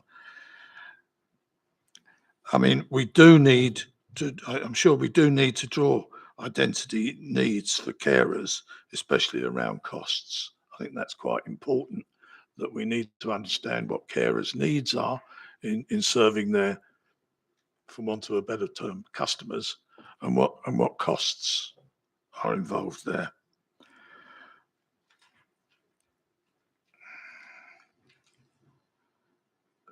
Need to take notice of the residents' needs and visitors and carers. And we need to reduce speed that's going on there. These are issues that are coming out, I think, clearly. And sorry, having trouble reading my own writing. Creating School Street could create, creating School Street could create a rat run, I made a note of, because of the short shutdown times considered it wants to be kept in these restrictions. The terms that I got there, notes that I went on there. I think that it's very difficult to reach something that you could put together as a resolution, and I think that perhaps we should take it as minutes and take them that way as having recorded them, recorded the minutes. Can I have some advice from the monitoring officer here? Because you wrote to us in a very clear way, telling us what we were required to do. And that is to advise the Cabinet on, 1, whether it supports the approval of the traffic orders. A motion doesn't do that. A summary doesn't do that. Give our reasons. That doesn't do it either. And whether we have any alternative actions or options to consider as appropriate. If that isn't what we are here to do, then we've been misled from the start. But those are the 3 points I understood that we were supposed to do, reviewing this pre-scrutiny to send it back to Cabinet. It's here in the paper.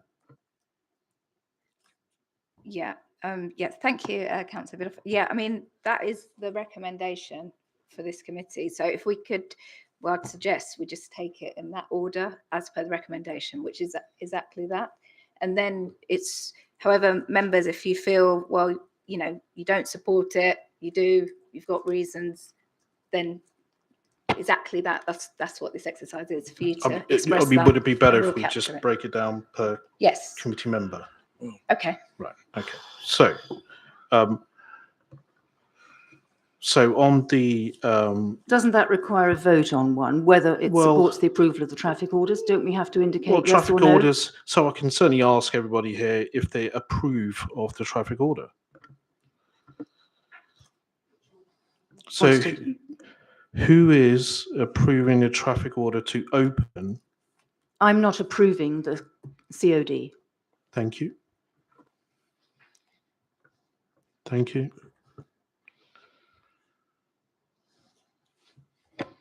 As I said before, I'm not recommending the opening of Burlington Lane. Thank you. Same. Yeah. Thank you, Councillor Richardson. I'm not in a position to be able to come forward with what I know as, knowledge in the area. I'm trying to express what I've heard and what I see. And it seems to me that there's a lot of disagreement between what should be done. And certainly as somebody who's sitting in a position of not being one in favour of one way or the other, I'm not being led with anything that gives me any advice on which way to go. So you're abstaining, or you? Yeah. I will be abstaining because Okay. Thank you. I abstain under duress, I might say, because I don't like abstaining, but I'm not left with any option. It's just Have for the courage to for the vote minutes. against. Thank you. That's nothing to do with courage, and I don't need to take that from you, Councillor Biddulph. Many apologies.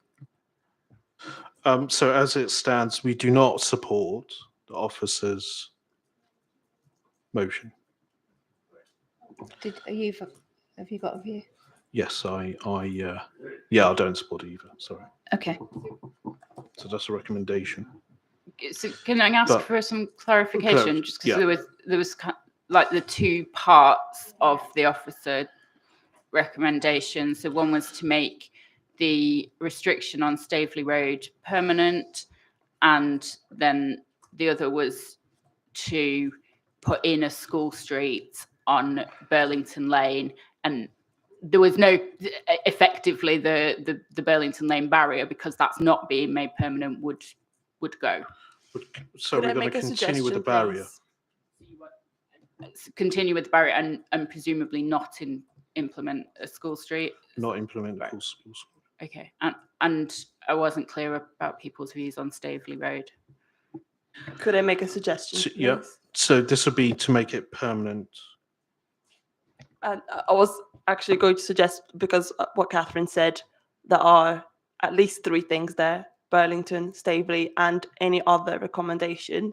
The any other recommendation is a bit trickier for us to vote on individual ones. And I think all of us have already expressed our views on the any other recommendation that are minuted, but the other two, I believe we did separate votes on. No, so all we're going to do is going to recommend. So and we've got some of that recommendation for the reasoning, of course, signage, the communication. We've got the barriers of speed, the cost of carers as well. So we do have reasons for this. Can I just add my reasons? Don't forget my reasons. Yes, of course, go for it. The views of residents and businesses. Yeah, thank you. And I read out some fairly powerful comments, which I think express the strength of my views, and they are their views. Combative and unconstructive. We should not be getting comments like that as a listening council on anything. We really shouldn't. Dictatorial and authoritarian. It's extraordinary, the comments that have come forward. So any alternatives, Councillor Biddulph, or anybody else? Yes. Don't proceed. Consult. Listen whilst you're consulting. Review. Propose. Consult, including businesses, residents and businesses. So that's a new process, at which point you listen to residents and businesses. You cannot just work in silos and think about the environmental impact and climate change, important those days are, there are also lives to be led and businesses to succeed. And this scheme fails on those parameters. You've got to look at this in a broader way. So you're saying don't proceed with the opening of the barrier? We're not having that vote again, I hope. Aren't we on 3 now, which is alternative options? Yeah. So what So is the- your alternative, Councillor Stop, Biddle? consult, listen, review, propose, consult, and throughout that include businesses, not just residents. That's Councillor Sharma, please. Yeah, thank you, Chair. I should imagine that what Councillor Biddulph is suggesting is going to cost a hell of a lot of money, and we've already done that with what we've already put in place. I would recommend the permanent closure of Burlington. I would recommend the barrier remain in place. I would recommend using other vehicle calming measures, like I mentioned before, the chicanes, speed bumps for speed, but also with communication with residents and businesses.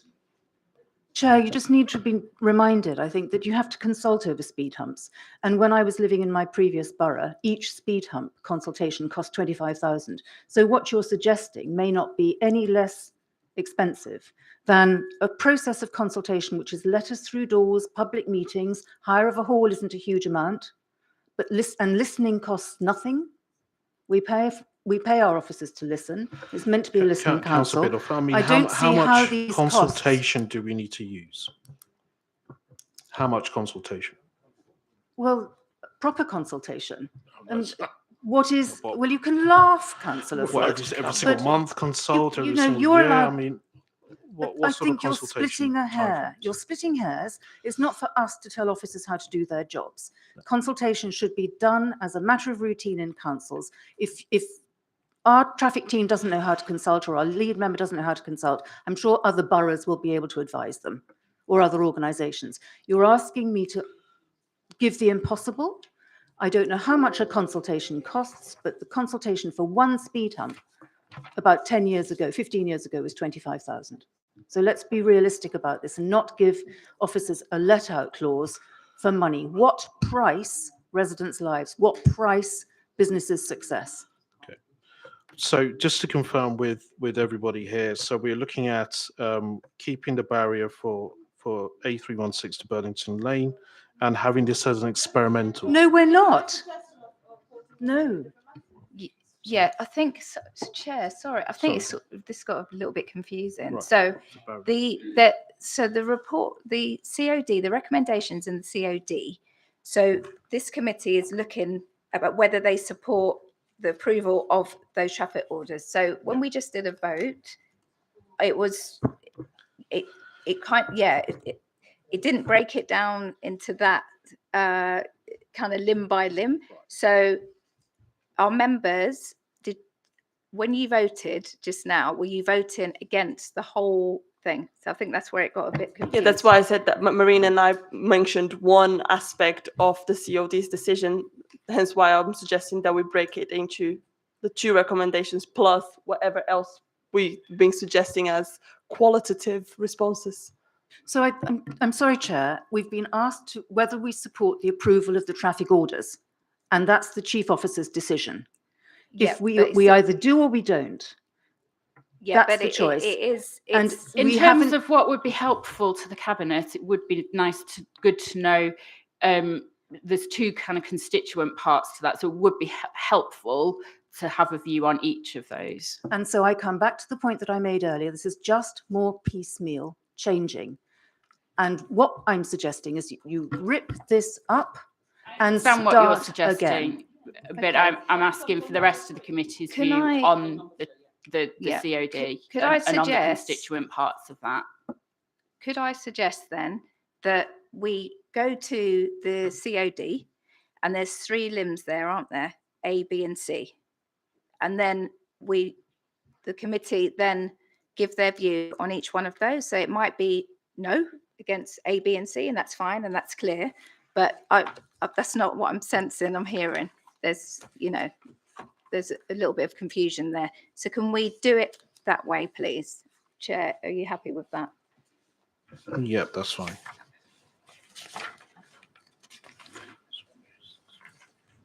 So if you go to Appendix 1. All right.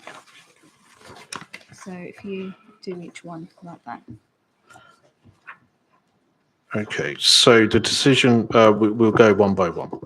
So implement the permanent traffic management order for an access restriction on Staveley Road in line with existing experimental traffic management order, subject to statutory consultation. Committee members.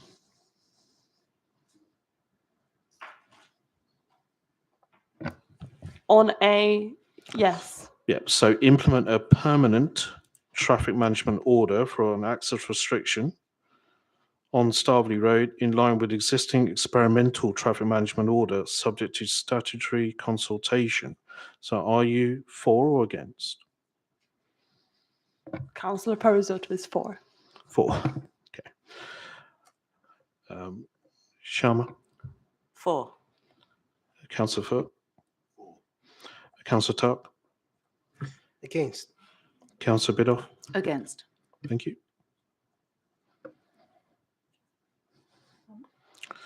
For me is 4.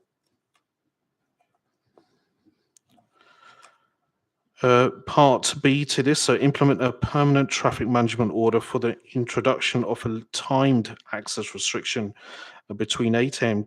to 9 a.m. and from 2:45 to 3:45 Monday to Friday during school term time on Burlington Road between its junction with A316 Burlington Lane, Staveley Road, subject to statutory consultation. For or against? Councillor Bidoff, please. Against. Councillor Tuck? Against. Councillor Perisotto? For. Oh, sorry, against. Yeah. No, you're right. I'm sorry. I'm sorry. Councillor Sharma, please. Against. Yeah. Councillor Foot, please. Abstain. Okay. And for me, against. Part C to this, so and continue with the existing experimental traffic management order until such time as a permanent traffic management orders have been brought into operation. Councillor Bidoff? I'm against everything to do with Yeah. this COD. Yeah. Councillor Tuck? Against. Councillor Perisotto? For. Councillor Sharma? For. Councillor Foot? And myself, 4.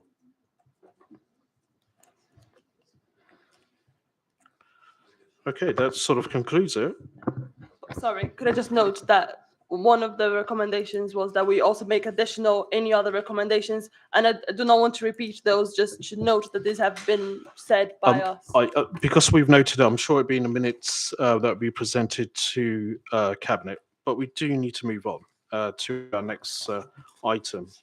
Chair, can I just make one point, please? Very quickly, Councillor Bidoff. Yeah, and this is really, I suppose, unfortunately for the monitoring officer, this has been the most confusing decision that I think any committee's ever had to make. We were asked to make very clearly in an email to answer 3 questions, and now it's turned into 6 or 5 or whatever it was in the meeting. It has to be made clearer in the papers beforehand, and that information has to be made available to residents and businesses beforehand, because we are voting on something that they have not been asked for this clearly. And I'm really shocked that we have behaved in this way today. It's an appalling way for scrutiny to work. Thank you. Thank you, Councillor Bidoff. Well, I mean, it did say Appendix 1. I know it did get a bit confused there, but it still was Appendix 1 is clearly referenced here. And Appendix 1 is the COD. And in Appendix 1, that's where it goes into the limbs A, B, and C. So, yeah, I think it would have been helpful if the covering recommendation to overview and scrutiny maybe articulated that a bit more clearer. That's what it was. But when we got into our members voting for or against the whole thing. That's where there was, well, hang on, it's not that, is it? It's the various limbs. But I do take the point you've made. Thank you. That was where it came unstuck, because you just asked one blanket question for the traffic orders. Thank you for that. So with that, we conclude our pre-decision scrutiny of this topic. I will attend Cabinet next week, where I'll provide an update on discussion and the committee's stance on the questions asked of it. Thank you all for your contributions. Councillor Dunn, Councillor Todd, Councillor Croft, Jefferson, and members of the public, you are welcome to stay to observe our other business. If you would prefer not to, please feel free to leave. Chair, maybe have a 5-minute break, please. Can we do that? Yeah. Yeah, that's fine.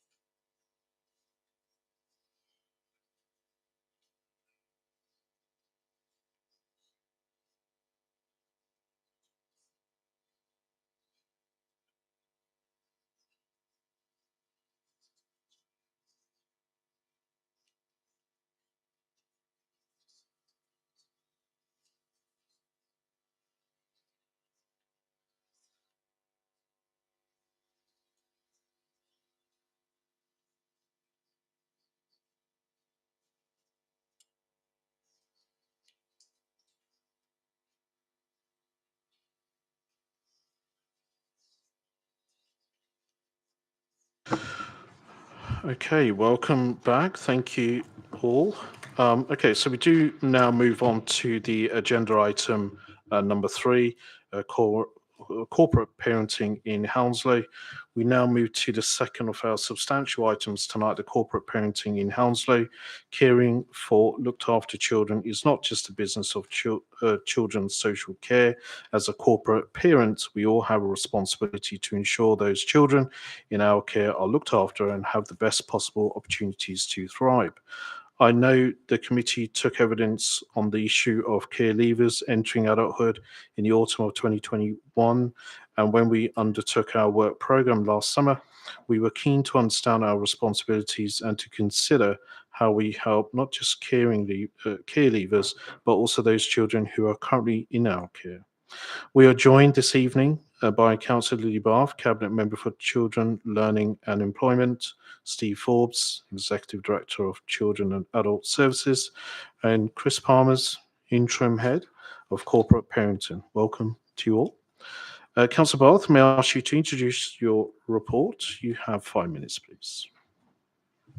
Thank you, Chair, and thank you for inviting us tonight. When I first became an elected member, and I went to my very first induction training, I'm talking going back 2006, we were told about our responsibilities and roles as corporate parents, and I had no idea what that meant, and I had no idea that that would be a responsibility of us as elected members.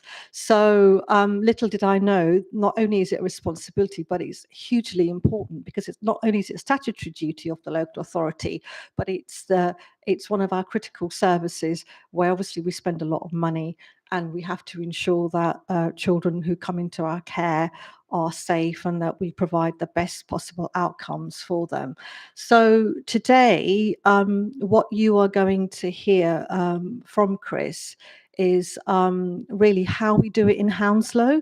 So what corporate parenting looks like in Hounslow, what you or us and all of us can do as corporate parents, what role I play in terms of looking at performance and making sure that I, as a cabinet member, I'm happy with the outcomes for children. I think Chris will probably talk a little bit about the corporate parenting panel, which is what I chair.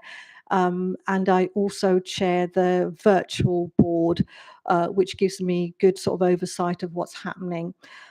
So I think I'm going to hand over to Chris, but before I do that, I hope you find it useful, and I want to thank you for bringing it here, because one of the responsibilities that I have as a cabinet member is to make sure that I absolutely shine the light on corporate parenting, because it's not a massively popular subject on the doorstep or with local people, because it not necessarily would know about it and are aware of it, but it is really important for us as a council, not just our statutory duties, but our moral duties, to make sure that we provide the absolute best outcomes for children who come into our care who need our support and help. So it's good that you do that, and you know, I welcome you sort of inviting us here to talk about it. So I will pass over to Chris, and then I think we will then answer any questions that you might have. Okay, Yes, thank you. Yeah. Good evening, everybody.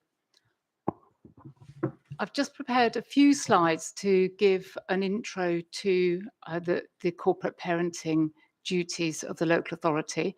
And there is also a backing report where I've provided a Hounslow context to key questions that come up for members in terms of understanding the delivery of corporate parenting in their own local authority.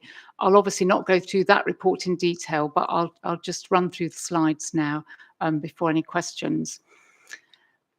Starting with the fact that corporate parenting, as Councillor Bath has just said, is a statutory duty of the local authority to act in the best interests of looked after children and care leavers. To be clear, that direct case responsibility is held by Children's Services, but at the same time, in every local authority, corporate parenting is a shared responsibility across the council, including other departments in the council, and very much including elected members. Elected members exercise their responsibility in a number of ways, including performance monitoring and engagement in the corporate parenting panel, which Councillor Bath has just mentioned. And we also have representatives from our looked after children and our care leavers who attend corporate parenting panel. And I did add a link to the corporate parenting resource pack that the local government association provide. And the questions in my report are actually taken from that. So just moving on to the actual responsibilities of before we actually get into the corporate parenting principles, I wanted to give a mention to how children enter the care system, because it's commonly thought that social workers might find concerns with a family and take their children into care. It's not as simple as that, because we need to follow a legal process if we take children into the care of the local authority. And so I've just set out one or two background facts in this slide. Section 20 of the Children Act 1989 is when children are come into care with the agreement of their parents. So if there's a difficult situation going on, the parent might give their agreement to the local authority to accommodate and care for a child. And the parent that retains their parental responsibility throughout that process. However, at 16 years old, young people are able to elect to come into care without their parents' consent, and that does sometimes happen. A more complex process is obtaining a care order through the courts under Section 31 of the Children Act. And in that case, if legal proceedings are undertaken and the local authority obtain a care order, parental responsibility is still retained by the parent in that they share that with the local authority. So the local authority doesn't lose an element of their parental responsibility, but we do have the final say in decisions. And then the police also have powers to remove children from their parents if there's a high-risk situation. And if a child is taken into care under police protection, they can remain in care for 72 hours. But within that period, there's either got to be an agreement for the parents to allow their child to be in care, or there has to be a legal process entered into. We can't just have a child in our care without parental agreement, without going into a legal process. And then sometimes, although not too often, young people can also be remanded into the care of the local authority through the criminal justice system. I thought it might be helpful to include a few figures on our numbers of children in care. And as you'll see from the figures on this slide, there are a huge proportion of our looked after children who are aged 16 and 17 years old, 207. And then a much lower proportion who are 10 to 15 years old, although they are the second highest cohort. With younger children, we at this point in time, which was just a few weeks ago, we had 33 5 to 9 year olds and 40 0 to 4 year olds.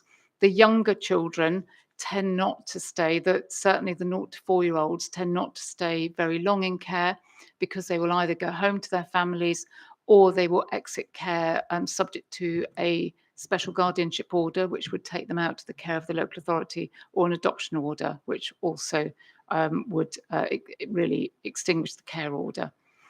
And as we know, making an adoption order would also extinguish any parental responsibility as well.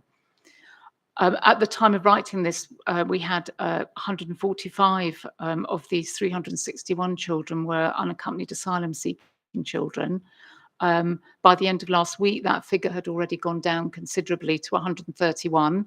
So we are moving some of our unaccompanied asylum seeking children on to other authorities through usual processes.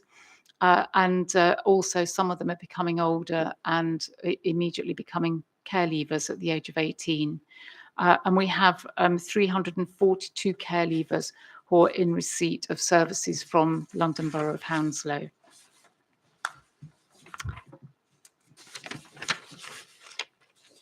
just going to move on to mention the corporate parenting principles. So just, oops. Apologies, I had an issue with my laptop. That's why I'm working from a piece of paper. Not so used to it. So there are 7 key corporate parenting principles which underpin our delivery as of the corporate parenting service here and nationally.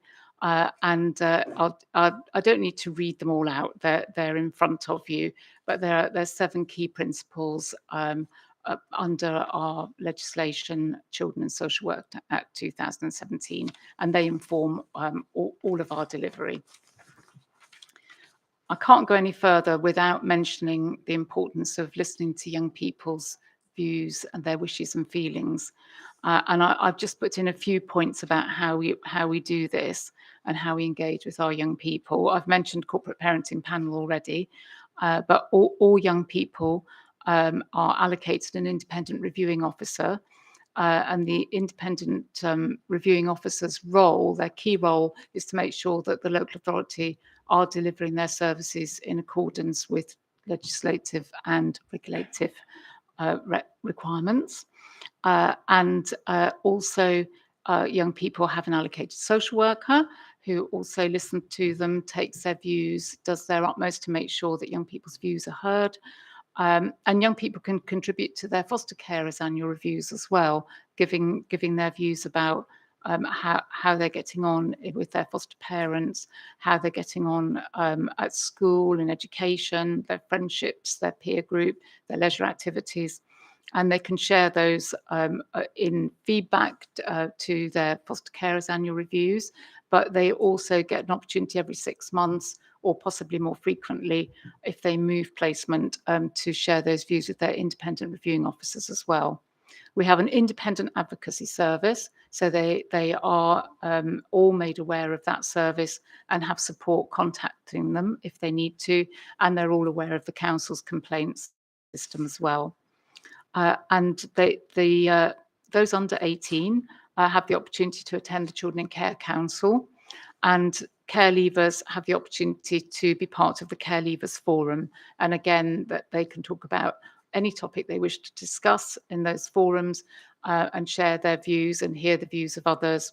And then those views are also represented at the corporate parenting panel and other points where service redesign is being considered.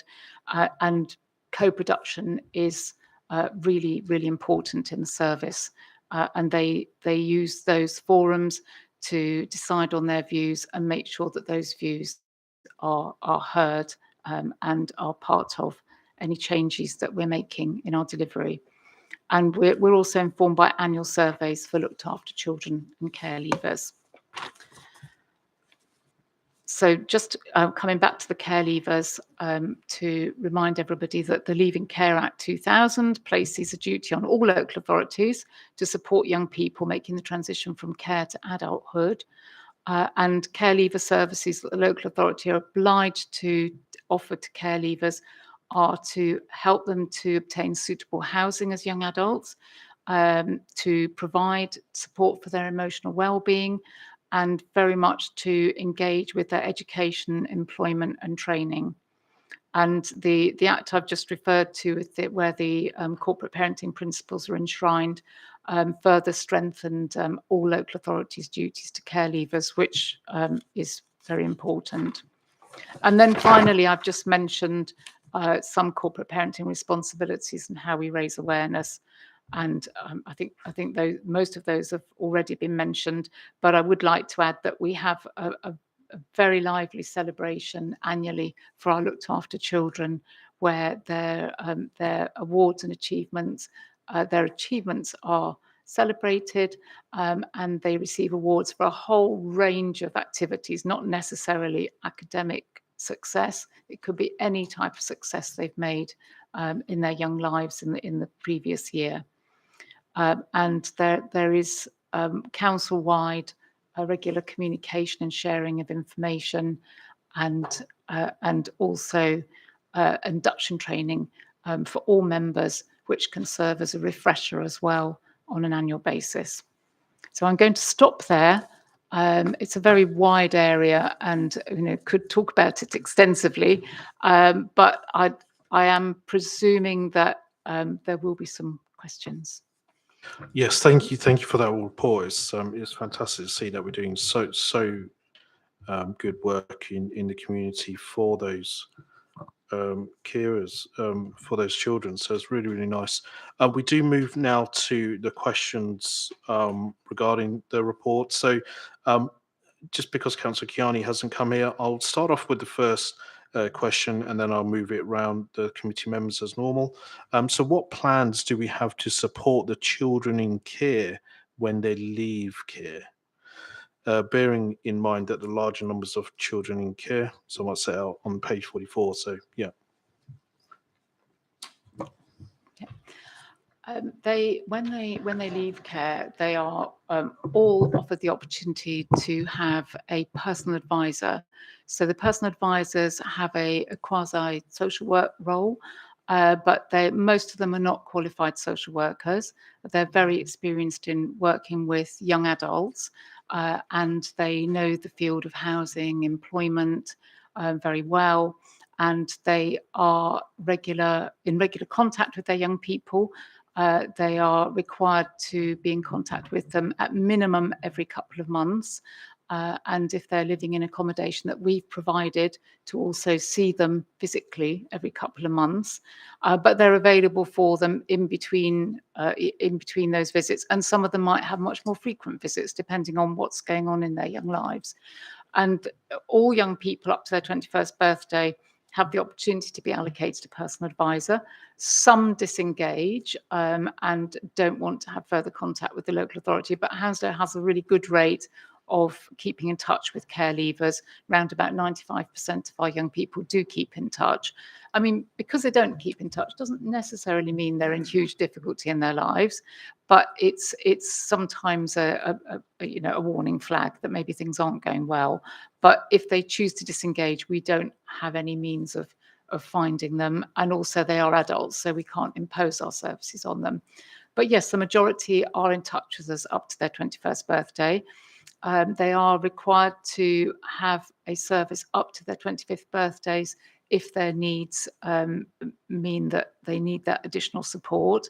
Many prefer to go their own ways and not to have an allocated worker.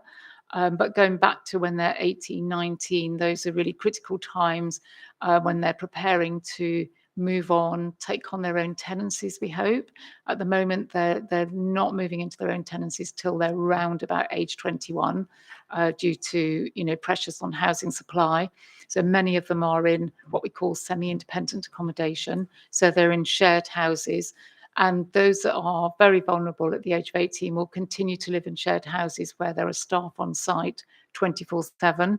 But many at the age of 18 will step down into a shared house situation where they have 5 support hours a week from staff who, if they're not on site, will come in, or they'll go and see them at another house where the staff are based. And there will be a number they can call during the night if they need extra support, or if they're unwell, or there's an emergency, some other type of emergency. But they will be living more independently. And then, as I said, they'll keep in touch with their personal advisor. There's very good intervention from our virtual college regarding support in terms of becoming more employable for young people, gaining employability skills, and trying to encourage and support them once they are in college or they find work, because that is one of our biggest challenges. It's not just helping young people to find a job or training that suits them. It's about trying to help them to maintain that. And that is one of our biggest challenges. We did find that when we had Kickstart roles as well. It's about their vulnerabilities and the fact that they're very excited about having a work opportunity. But some of the things that young people would have obvious support with from their parents, some of the confidence that young people who've been brought up in their own families might have, our care leavers don't necessarily have that. Some of them go on to achieve fantastically against many odds, but for some, their lack of confidence and their trepidation about being out there in the world of work, in spite of their enthusiasm, can defeat them.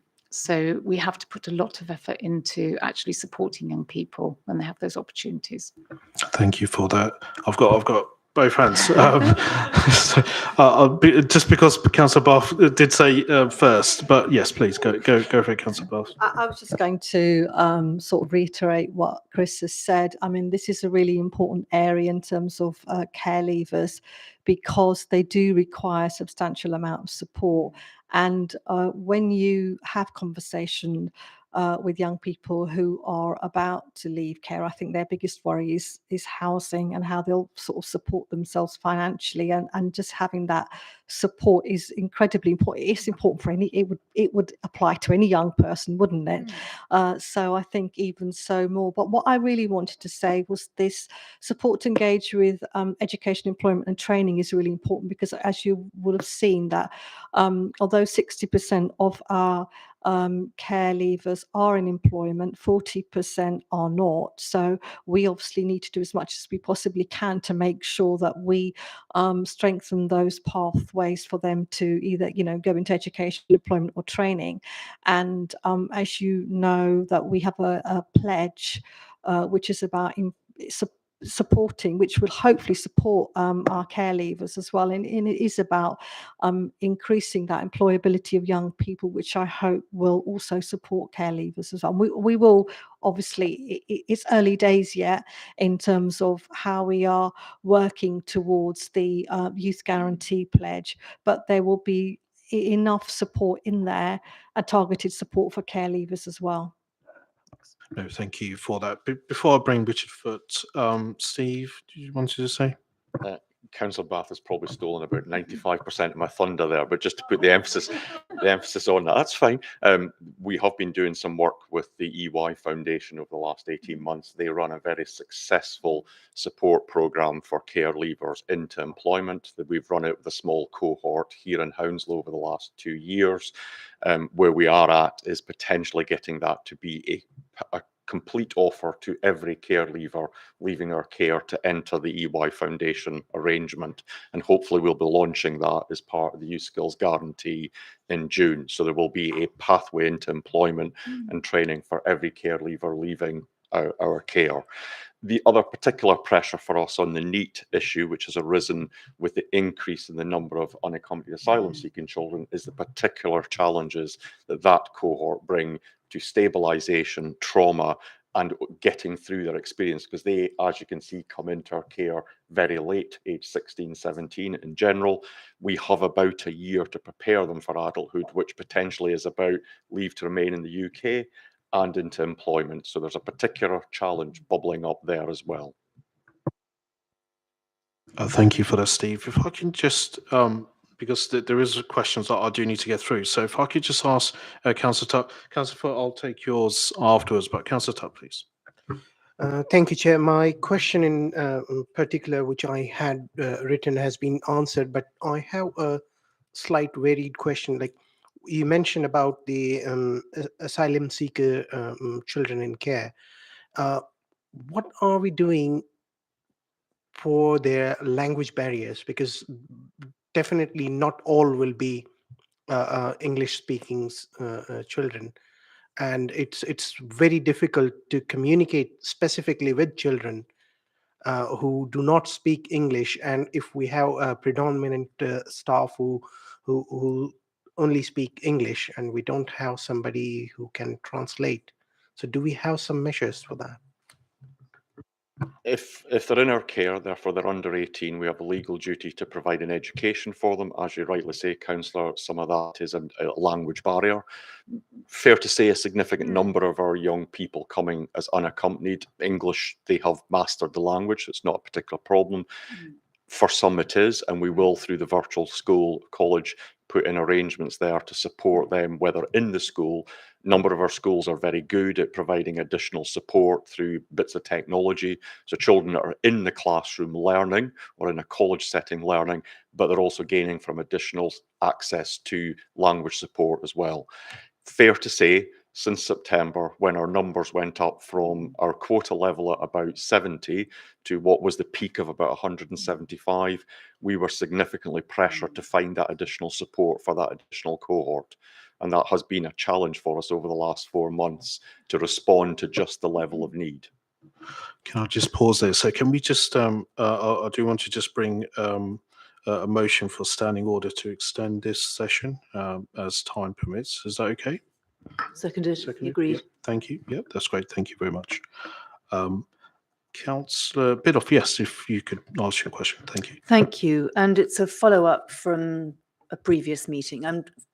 You know, I'm trying to visit the ride, and I understand about all of the complications there are there. I'm happy to go when it's the most convenient. Very much looking forward to go there.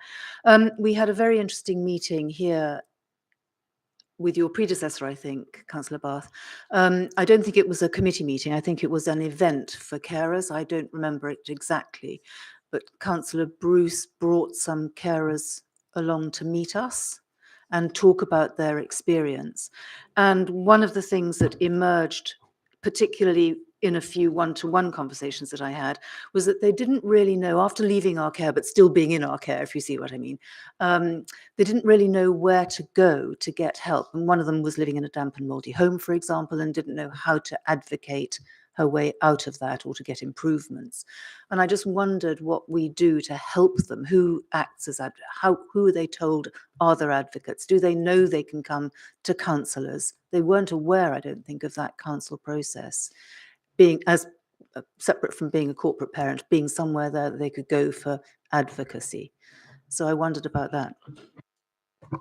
Yeah, I think that might have been it might have been councillors' induction when they came to talk at that. Yes, so some of them do know about councillors, but that they know that councillors are another route of source of support. But I'm not sure how much we highlight that, to be quite honest. And it is something that we should think about more. But they do have very specific support when they move in to take on a tenancy, because we have a contract with Settle, who are a housing charity, who allocate individual workers to support our care leavers for the first 6 months of their new tenancy. And I know this might not be exactly what you're talking about, but I'll come to it. And then we've just recently, the housing department have recently established 2 resettlement officer posts to work with our care leavers.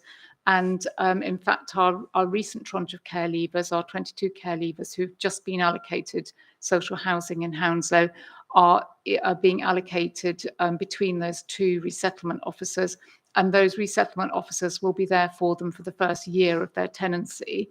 But beyond that, they can come back to the Leaving Care Service, where they will be signposted with the good contract we now have with Settle, the charity, and the new resettlement officer post. I think we will be much better placed for ongoing support to care leavers, because they will understand more about how to come back to the housing department as a whole, or maybe contact those individuals if they've got difficulties. But they can also come back to the Leaving Care Service to be signposted to assistance. And then there are tenants, sorry, I'm forgetting the name, but the officers, the housing officers who are based in around the borough as well, and they might know their local officer for their estate, and we would signpost them to them as well if they didn't. Thank you. I'm just going to ask Councillor Foot to answer. Sorry. Oh, I was just going to come back on that. I thought Councillor Bath had put up her hand to make a comment on that point, but perhaps I was misunderstanding. I was very concerned about this one person who had asked me to help. She gave me her number, her email address. I gave her mine. I sent her an email. Nothing happened. I then texted her. I can't badger. Come on, you need some help. Give me something here. But she has been on my mind ever since. I just felt that there was a gap there. I'm not saying she had to come to me, but I just continued to worry about her situation. And I hoped that she wasn't in difficulty. Yeah, go ahead. And there is the spot, which is yes, across the road to drop the spot. It's across the road in Eden House. You'll see a big sign on the front spot. That is a drop-in point for our care leavers.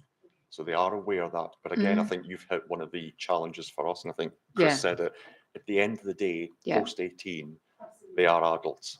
Yes, And whilst they absolutely. may present on one day as in absolute need, if they Mm. don't react beyond that, it's that balance between we cannot enforce ourselves, but they know where potentially they could come to engage that as Mm. you made yourself available, that's not followed through. And I think that does raise everybody's anxieties, but that's a choice that individual is making. Mm. Absolutely, and that's why I didn't carry on pursuing it. I felt an email and then a text, did you get my email, was appropriate, and treating her as I would anybody else of her age. Councillor Foot, please.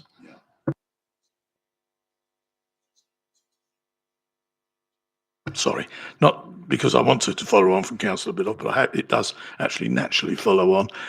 I really take you back to quite a long way, actually, 1964, when I first got elected to the council at the ripe old age of 21. And you couldn't get any younger than that at that time, because 21 was the age of getting a vote.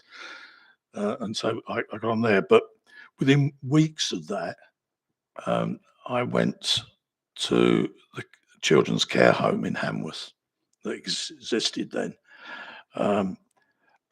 And I went in there, and it was within weeks of getting elected, and I was green as can be. But a young lad, couldn't have been more than 4 or 5, came up to me and he pushed his hand in my hand, and he just followed me around. And I was absolutely, it's so taken back with it. It's a vivid memory to this day that what happened.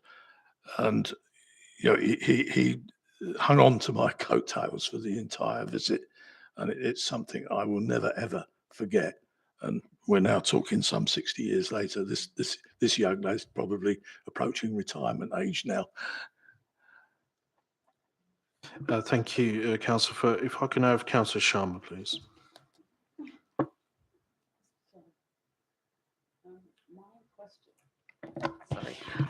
My question's actually been answered, really. You said about the care awards that you do annually for the looked after children and then children in care. Is there anything else apart from like the official award ceremony? Is there like a summer fete or something that can make them more connected to their roots of Hounslow if they were born within Hounslow, to keep them connected? There was a bit of a campaign, I think it was Lem Sissay that actually started it off about the Care Leavers Christmas party.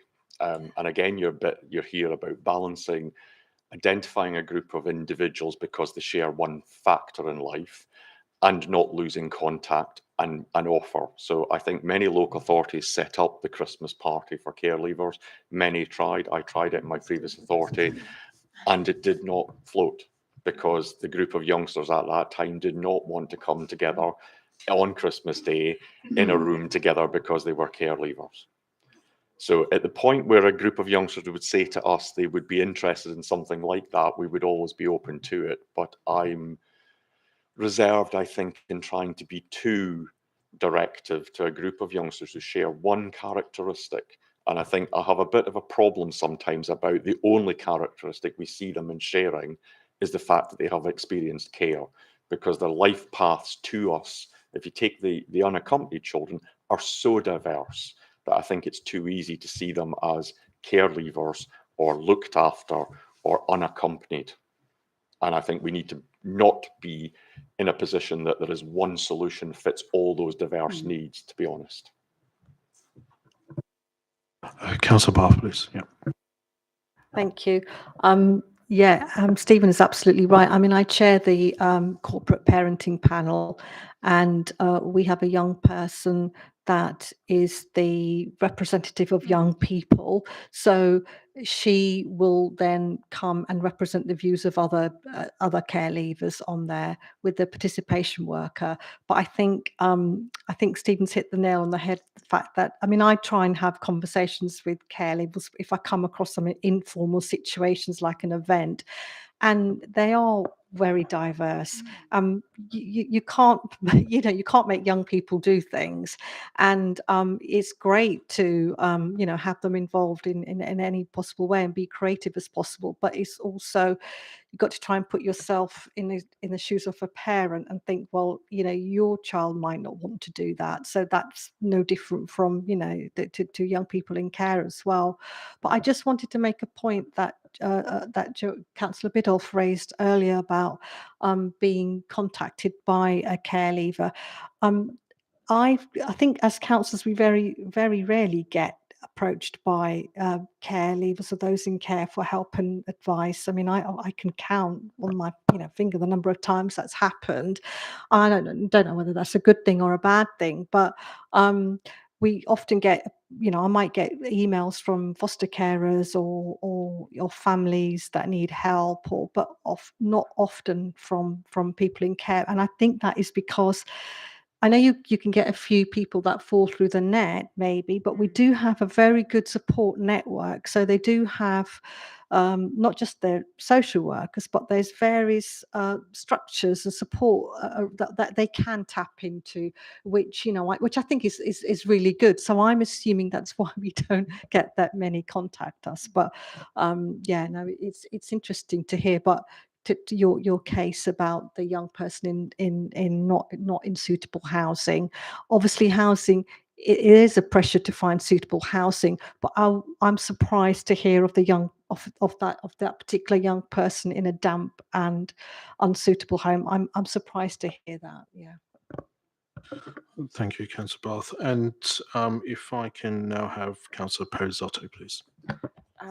Thank you. So you guys have mentioned about the independent advocacy service that the children have available to them. How often is this being used, and what's the process for them to access it? Yeah, many of the older 16 plus young people use it. And we have quarterly review contract monitoring meetings with Action for Children, who offer the advocacy service. And at the present time, there's about 25 young people currently using it. Over the year, we've got capacity for 60 or 70 to use it. Obviously, some who are currently using it might have been involved in another quarter as well. That's where we get to the total. And the advocates are really thorough. They are really skilled in working with us, because not everything becomes a major complaint and a standoff. It's about finding solutions and seeing if we can get something resolved relatively informally. But if a young person's still unhappy with their outcome, then they can help them to make a more formal complaint, and they do assist them. Clarification. I don't actually know. What's the independent advocacy service for?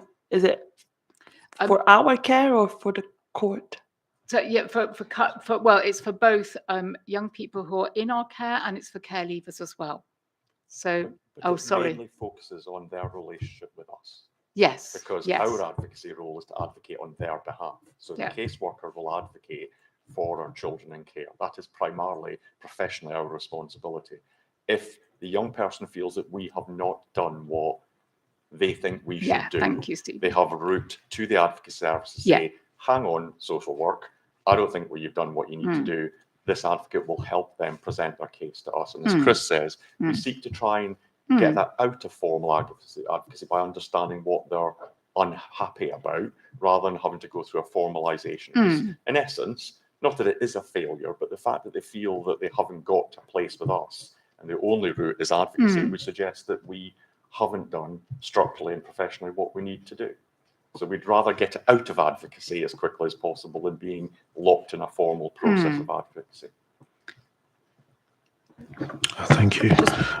I know that I interrupted you, Chris. So if you that's fine. That's fine. And yeah, because what we want, and sometimes the social workers kind of got the wrong end of the stick or something, or they haven't pursued something that they could have pursued, and it's quite straightforward. And then other times, young people are, it is hard to get whatever they want absolutely sorted out to their satisfaction. And sometimes that's also about a young person's expectations maybe not being quite as realistic as they should be. But other times that, there is more that we can do, and we're able to do that, and we're able to settle it. Very few end up in a prolonged formal complaints process, thankfully. Thank you for that. Councillor Perezzotto, if I can ask you just to ask the last question, Yeah. please. Yeah. There's also on the I'll come back to you. on the attendance rate for school, it says that we're below our target of 92%. What are some of the key reasons for these absences, and how are we trying to mitigate that? Yes, we're very near our 92%. I've got in front of me our virtual college principals report, which she presented just the other week to the virtual college board. Our attendance for the autumn term was actually 90%. So we were very nearly at the 92. Actually, the primary attendance is better. For that period, it's 96%. The secondary is more of a challenge. They were 86%. There are a number of reasons for that. I'll move away from the primary because we're almost, we're over the 92 for them. With the secondary young people, they will be on roll at school, but sometimes they've just moved placement. They've got severe anxiety about education. They're very unwilling to engage with education. So there are more challenges, particularly if they've had a few moves and they're a teenager going into a school in a new area and they don't know people, and they've had to move because of their own safety or because of a breakdown of placement, not because we thought it's a great idea to disrupt their education. So there are a lot more challenges with getting our secondary young people into school. And also our principal did provide a comparison. We use a call system called Welfare Call, and they for all our children of school age, they will do a check with the school in the morning to see if the young person is in school. Our principal was reminding us that our return of 90% is considered actually to be quite an achievement, because the company Welfare Call, who run the checks on school attendance, tell us that the current average for returns to virtual schools, i.e. for children who are in local authority care, is around about 80%. So we are a lot higher than the average nationally in terms of looked after children attending school. Although that doesn't mean that we don't care about the fact that, the secondary figure is 86%. And Stephen, did you want to add something? No, that's great figures, but yes, Stephen. Yeah. And the issue with national comparators is that classic one about comparing apples and pears. So I would say one of the things we have been very good at in Hounslow, and it came up in the numbers there, of getting young children out of care as quickly as we feasibly can. So we get them placed into permanency really quickly. It's something we've been very good at in Hounslow. What that does, however, is shift the balance of our care population, plus our UASC, up to the top end. So when you look at the nature of the children we've got coming who are unaccompanied, their experience of school may be zero. They may have come from somewhere where they have not been in education. So what you and I understand as the concept of school is completely alien to them. And getting them, particularly to be separated from families. So what we experienced for the children that went into the St. Giles Hotel is that the families didn't want to separate from their children because of the immense trauma they'd all been through for months and months in advance. So there are issues there in terms of shifting the balance of the care population shifts the challenge. And that doesn't mean that we shy away from it, but there's always a risk when you start looking at comparator numbers that you're not comparing exactly the same thing.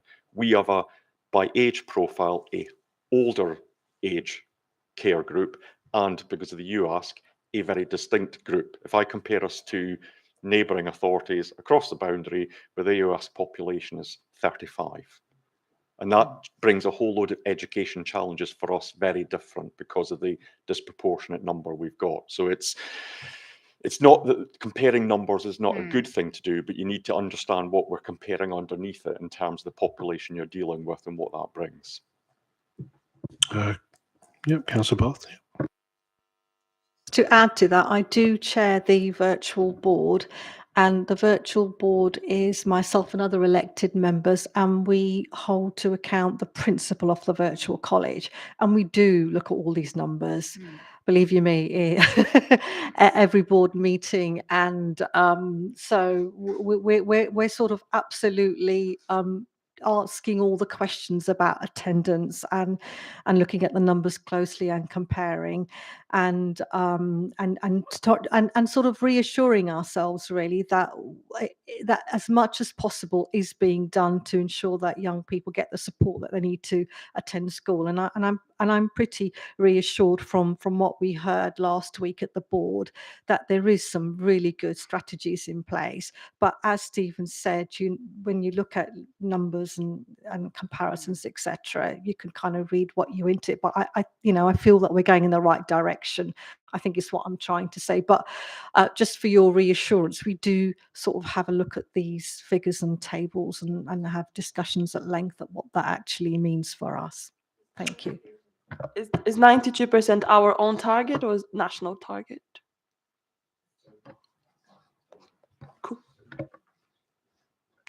Councillor Biddle, please. Yep. Thank you. One of my questions was missed from earlier. I've also got Last question of yours, please. Thank you. So nothing that's arisen from the presentation. You're just letting me ask the one that we read beforehand. Is that right? You have one more question left. Okay. You missed me out on the list. That's the point. So I've been missed out. My second question was missed by you. So am I then not allowed to ask a question that's arisen from the presentation? So that's a supplementary question you want? Or is it your second question? So you have... I'm asking you, I haven't made my second question. Yes. That was missed, but I've also got questions as a result of the presentation. Right, okay. So that's the point. Very Are we quickly. able to raise additional questions? Yeah. You can do. Go. Thank you. So I was wondering about people who are in our care but out of borough. What's level of, you may have answered this indirectly in giving us answers to other questions, but how engaged do they feel with the borough? Is there any difference from their perspective? If they're living somewhere else, do they still feel that they are in our care, as it were? Well, some of them are not living very far from the borough because quite a vast majority are in neighbouring boroughs, easy travel, and not necessarily in education in Hounslow, but they are nearby. And I was going to add earlier, and this isn't specifically about education, but we do have quite a few social events for our young people. As we've said before, they come to Children in Care Council. Those at some distance can now attend online. So that's been a way of including those that are further away and giving them a connection. But for those that are within travelling distance of Hounslow, there are quite a few different social events through the participation service. And they can also come to our weekly drop-in for our 16 plus, which happens at the spot. And we do have other social outings for care leavers and a trip away in the summer, which is mentioned in my report. I won't go into detail now, where we're going to have much bigger numbers this year. So that there are ways that they can identify with and meet other young people who are looked after and feel part of Hounslow, although understandably, if they're at some considerable distance, I don't know, Norfolk, Birmingham or somewhere, they're not likely to feel as engaged with the borough, obviously. And now I've slightly lost the thread of what I was answering, but... Okay, thanks very much. I didn't really mean social events. What I meant was, do they understand who their corporate parents are and who they are in the care of? So if they're placed at distance, it's still our practitioners that visit them, still our practitioners, they have the link back to us. But I think Chris will keep me right here. I can reflect on one individual that we've got has been placed for a number of years on the South Coast in a residential provision. That young person coming up to adulthood has no desire to return to this part of the world because they've grown up on the South Coast. That is their local community. So that we wouldn't enforce a return here to semi-independent because he or she is used to where they are. That is their community now. And the virtual college have a strong role with our young people, whatever distance they're at, they have a strong role. Thank you, that's great. And then just the two other points, just quickly. How do we compare with other boroughs? 361 plus 342, we're a big borough. Do other boroughs have as many or fewer, or do we know, is one question. And the other point about employment is, I hear the point about 60% being in, but 40% being not in. We made this point at a previous meeting. Can councillors help through their connections locally to try to get some job opportunities for them? Does that not work? So if you're happy, Can, Chair. can you just do it briefly? Yeah, thank So you. if you're happy, what because we'll do it's is a big subject. Yeah, we'll do some comparator numbers by email after this, because we are low in terms of the number of children in our care. We're one of the lowest authorities. On the employment thing, I would say hold until the youth skills guarantee. That is the ideal place to take up member engagement. Thank you. Thank you for that, everyone. So we move on to just a discussion of the corporate parenting in Hounslow. I mean, it's fantastic work that you guys are doing. It really is, and it's we got good figures, and you've just alluded there that our figures are actually quite low compared to other councils, and generally. Would you say that sort of, most of the leavers are quite happy with what they've received from London Borough Hounslow? Most of the time, yeah.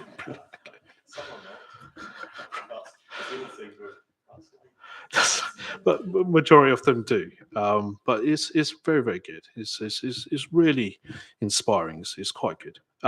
But any other sort of discussions from anyone else? Discussions.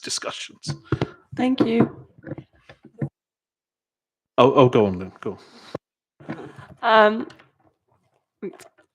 On the report, it says that we try to keep the number of moves that children make to a minimum, and that we are below the national average of 10%, but that's measured on 3 times or more in a year.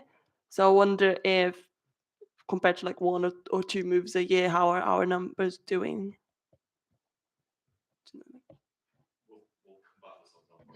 Yeah, I don't have the 1 or 2 numbers, moves you can at have a look at the my numbers. fingertips. Yeah. We'll put a little explanation into that email. No problem. Thank you so much. But yes, is there any other? Right, yep, there we are. Councillor Foot, please. Yeah, just a comment. Taking what I was saying earlier on about my experience 60 years ago, and the experiences that I've had with yourselves over the last few years in children, I can say that both then and now, the amount of work that you do with children is phenomenal, and you have my admiration all the way through. I think that people who work with children in that sense, that you can never do anything but have admiration for you, and I really do, even if it's only such in distance, to say on behalf of them, thank you very, very much. Yes, Stephen, go for it. What I would say, and I can speak for Chris and I because we're from the same profession, it's what we do, and it's nice to hear the comment, and we will send that back to the staff. But what we do is discharge your responsibility. So the inactions that we take are on behalf of you. So in essence, that any success that we as a professional group put into support of those in our care is in essence you discharging your duty. So I think if you're going to compliment us, you have to recognise as a council, and not just the administration, but as a council, the success you have with this cohort of children who need the council's support. So it's not me diminishing that acknowledgement, but I think it reflects back. It's what you as a council do that really matters. Brilliant. Councillor Biddulph, please. Thank you. Chair, one of the things that we said at this previous meeting that you've identified, and I've still not recalled as in the way that I should, was that if at any point they wanted us to go to them, we were available to do that. So I don't know when that might be the case, but if councillors should be present at anything that they are asking for, please do ask. And I hope that will be conveyed to them, because I feel very much available on any level. Yeah, go for it. So after the last Children in Care Awards, I did comment that I think we should extend the invite to more elected members. I think it is a positive thing because there were only a small number, and we did agree that I think we extend that much wider. I do think after that last conversation we had about engaging with care leavers and children in care, our participation team has been through a bit of a unresourced time because we lost a worker, we struggled to recruit. But it is on our agenda to have a conversation. Now the spot is up and running, potentially to see if the Children Care Council and the care leavers wish to invite you and some other members to come to the spot and meet them. And we'll follow that up with the officer who leads the participation service.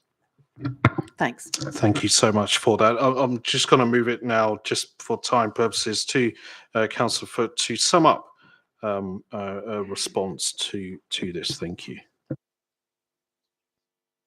I don't think there's much to sum up. I thank you, all of you. I've said, as I said earlier, I thank you all for all your efforts, which are there. And I know you pushed it back to us, but at the end of the day, without you, we would not be anywhere near it. And thank you very much for that. And I think that echoes the feelings of all the members around this table. We're very, very lucky to have a team like you've got. Thank you. Yep, thank you so much. But look, so this sort of finishes the agenda. Thank you all for being here. More than welcome to leave or stay. It's entirely up to you. But thank you.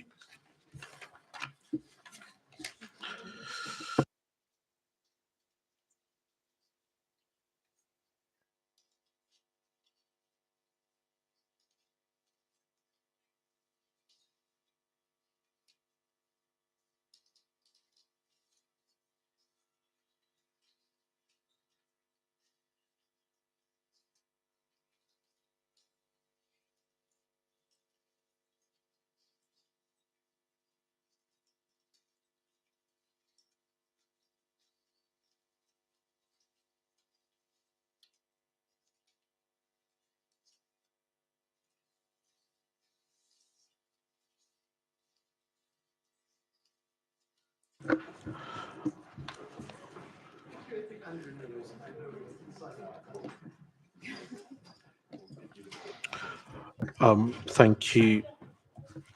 Oh, Jefferson's going. Yeah. Okay. Yeah. Good night. Thank you. Okay, so we move to agenda item number 4. This is the delivery plan and monitoring. So in November, we received the first of our regular updates on the council delivery plan.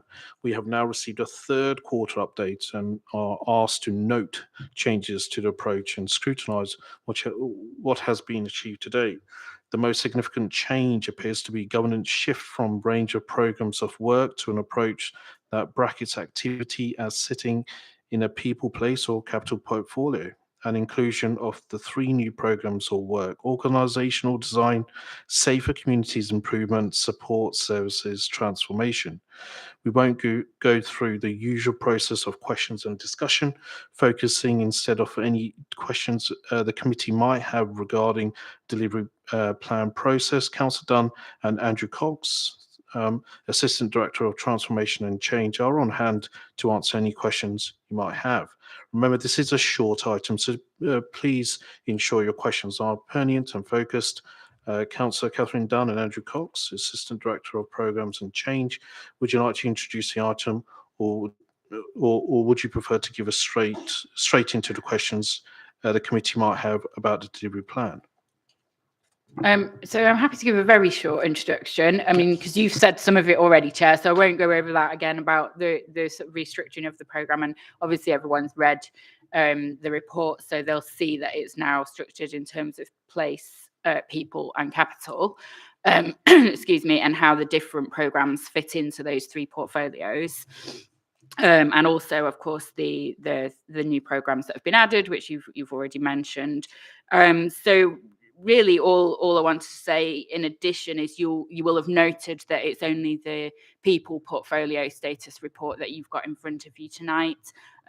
Those other ones, so the place and the capital, they are being worked on, and we expect to have some monitoring of those in place, hopefully for the next quarter. So that will be reported to Cabinet and of course to yourselves at Overview and Scrutiny. Apart from that, maybe Andrew wants to add anything, but I think we're probably happy to go straight into questions. No, brilliant. Thank you for that. Andrew, do you want? Yeah, that's fine. Thank you for that. So I'll put it to the committee members if they want to ask any questions. I do believe this was sort of just noted, and we're happy to kind of move on, to be fair. Oh, no, yeah, here we go. Yeah. Councillor Perizotto, please. Yeah. Thank you. What can we expect some as benefits for these change? You mean in terms of the way the program's structured with the different portfolios?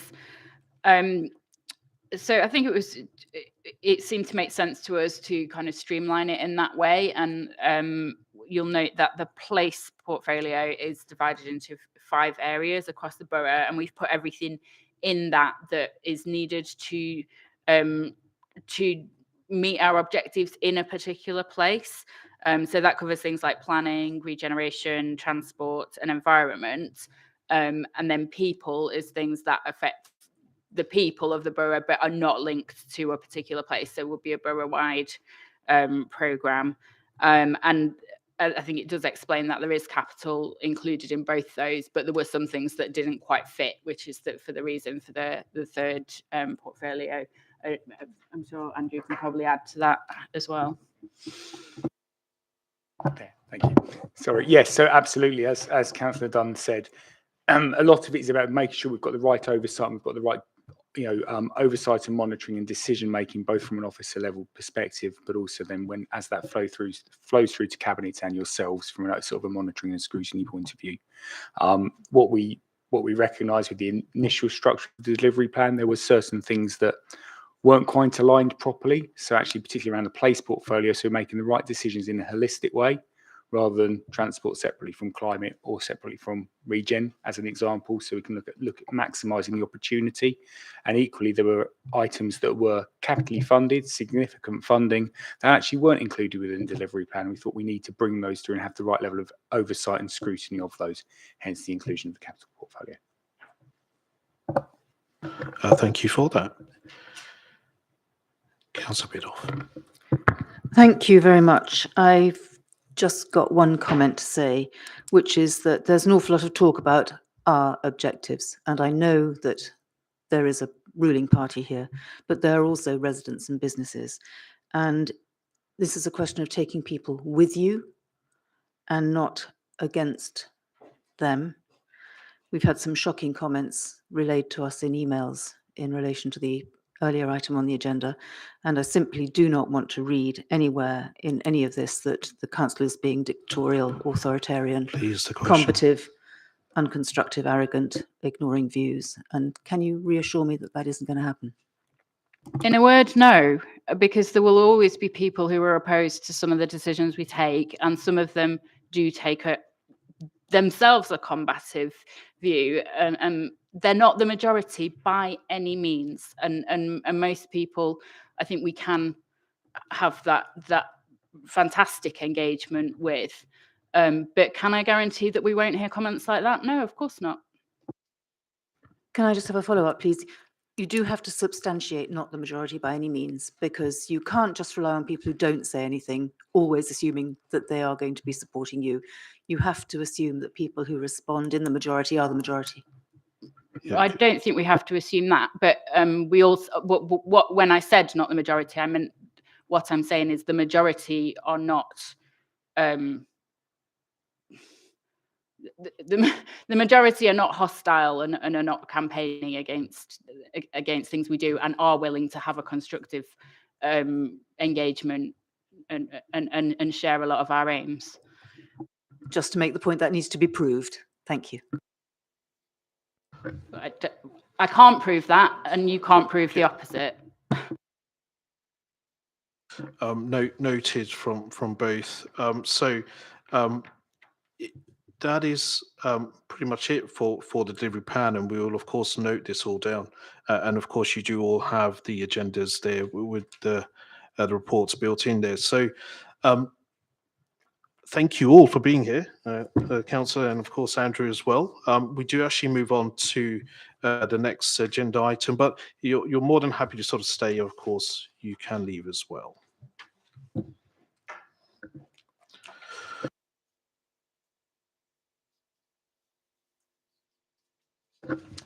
Brilliant. Okay, so just come to agenda item number 5. So this is updates from scrutiny panels and the North West London Joint Health Overview and Scrutiny Committee.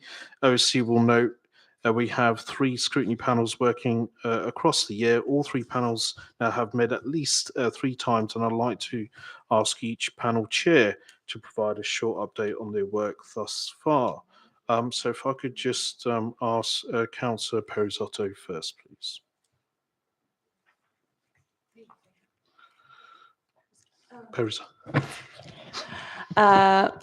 Great. So yeah, we've had our final children and young people panel a couple of weeks ago.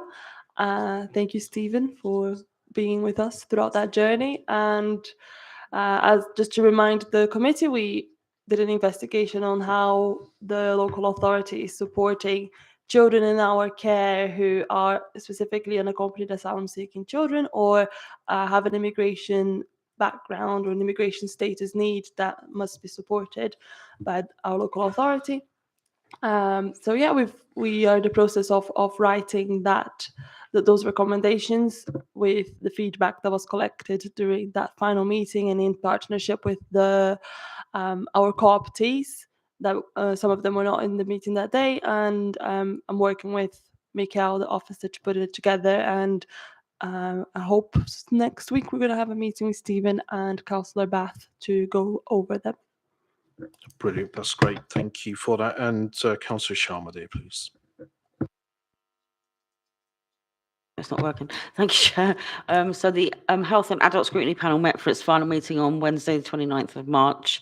Panel members received a presentation on the overview of their engagement activities, emerging findings and recommendations of the Dementia Deep Dive. This was followed by a workshop to refine the draft recommendations. The findings and recommendations will be presented to OSC in May. Panel members also suggested topics for next year's panel, namely 1, carers, and 2, people with learning disabilities and their transition into employment. Then with the Joint Health Overview and Scrutiny, I presented Hounslow at the final Joint Health Overview and Scrutiny Committee hosted by Ealing Council on the 8th of March. Committee discussed the consultation on elective orthopaedic centre at Central Middlesex Hospital and response rates from residents. I raised concerns around the low response rate from the London Borough of Hounslow.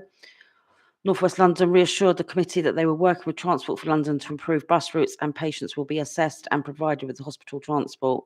The case was submitted for decision making to the NHS North West London board meeting on the 21st of March. The Just Committee received an update on the integrated care system, and this focused on the workforce strategy and staffing issues. Strategy aims to respond to changing service models and grow the current workforce. The committee requested a completion date for the strategy. The committee also discussed and raised concerns around the closure of the Butterworth Centre at St John's Wood, which provides advanced dementia care services.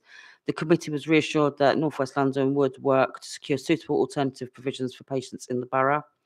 Committee also reviews the inpatient mental health bed capacity report. The report focused on public engagement on the closure of Hope and Horizon wards at St Bernard's Hospital. Public feedback raised concerns on engagement activities in Hammersmith and Fulham and Hounslow. As a result, the engagement period was extended to the 28th of February. North West London is now reviewing feedback received. Committee also reviewed public engagement feedback on the 51 beds closed at Gordon Hospital and a future model of care for mental health provision. Feedback from the engagements indicated that the need to reduce reliance on restrictive interventions and work collaboratively in the community. Engagement activities will assist in developing a pre-consultation business case in relation to the temporary closed beds at Gordon Hospital. I've also offered the London Borough of Hounslow to host one of the Just meetings next year as they are rotated between boroughs. Brilliant. Thank you. That's great. Thank you for that, Councillor Sharma. So Councillor Kiani is not here for the work on the housing environment and scrutiny panel. We have asked to get a email circulated to all committee members, so we will all be updated with that. So of course, should any committee member want to understand a little bit more with all the work, they're more than happy to sort of speak to each other. That's perfectly fine. So thank you all for the updates. So we are just going to move to item number 6. So this is our work program. So we developed a work program in July and agreed it at our September meeting. We have kept that document under review, and members will note that we now have an item looking at housing associations scheduled for our final meeting in May. Whilst technical challenges relating to the outside broadcast means that we cannot have our committee meeting in Hanworth, we will still ensure there is an opportunity for those members who want to spend time in local housing association sites. I've also asked that we add a review of our draft annual scrutiny report to the agenda, as it will be the last time we meet as a committee this municipal year. This addition left us with a very full agenda, so I've asked the climate emergency item comes to us as a short topic for next time round. There is now limited scope to add to May's agenda, but there are other items that members think could be suggested to the next Overview and Scrutiny Committee to consider when it meets at the start of the new municipal year. Is there anything for next year? Sorry, not for next year, but can I just comment on this plan as you've put it? Two things. The Hanworth visit was nothing to do with housing associations. Is that right? Is that what you were saying? It was a separate visit just to look at Hanworth because it lacked investment. That's correct. Yes. Yes. And then with the housing associations point, what can we do? What are we going to be doing? Are we inviting them? Are we having a discussion? Do you want suggestions from members about who to invite or issues to expose? Because we've all got very strong views, I think, on housing association failures in particular in our wards. So how are you going to get information from us? I don't just want to be presented at. Sure, no problem. Thank you for that, Councillor. So we've spoke to every single housing association to do with London Borough of Hounslow, so we've invited them down. It's just really in the frame of hopefully we can get all those associations to come here. It would help, I think, given how we normally arrange ourselves, it would help if you had some input from us before we have a pre-meet, because we might have some points that we would like to be elaborated on, and that might be too late to raise them then. Yeah, of course, we will still have the pre-meets, of course. No, but if you information from us before the pre-meet. Yes, of course, we can certainly do that, yeah.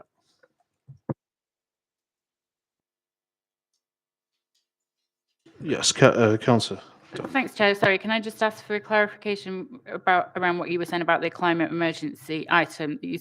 That's still going ahead, but just as a very short item? Yes, correct. Yeah. So we want to still get the bones of it. So all the sort of update of what we've done so far, of course, 100%. But when we mean short item, it's not going to be one of the substantive items that we'll normally have. But I think we'll allocate enough time to give it justice. Absolutely. Okay, thanks. Thank you. Can I make one other comment, please, Chair? On the annual report, Sure. We've had a variety of different forms and formats for that. I can't remember which year, but there was one year when it was quite pictorial and very brief, and residents felt that was very shallow and a bit patronizing. I think we need to raise the level of information in there, So would you say more detailed report? Yes, I think okay. less sort of PR blather and more factual. I'm sure it's not PR blabber, but we will certainly have a detailed report for this year, of course, 100%. Thank you for that. Okay, so that is item agenda number 6. So we go to item agenda number 7 of any other sort of urgent matters or business. Agenda item number 8. So the date of the next meeting we have is 9th of May 2023. May I just thank everybody that is here today for your participation, of course. And that is the end of the meeting. Thank you. I know the meeting's over. We didn't do minutes, did we?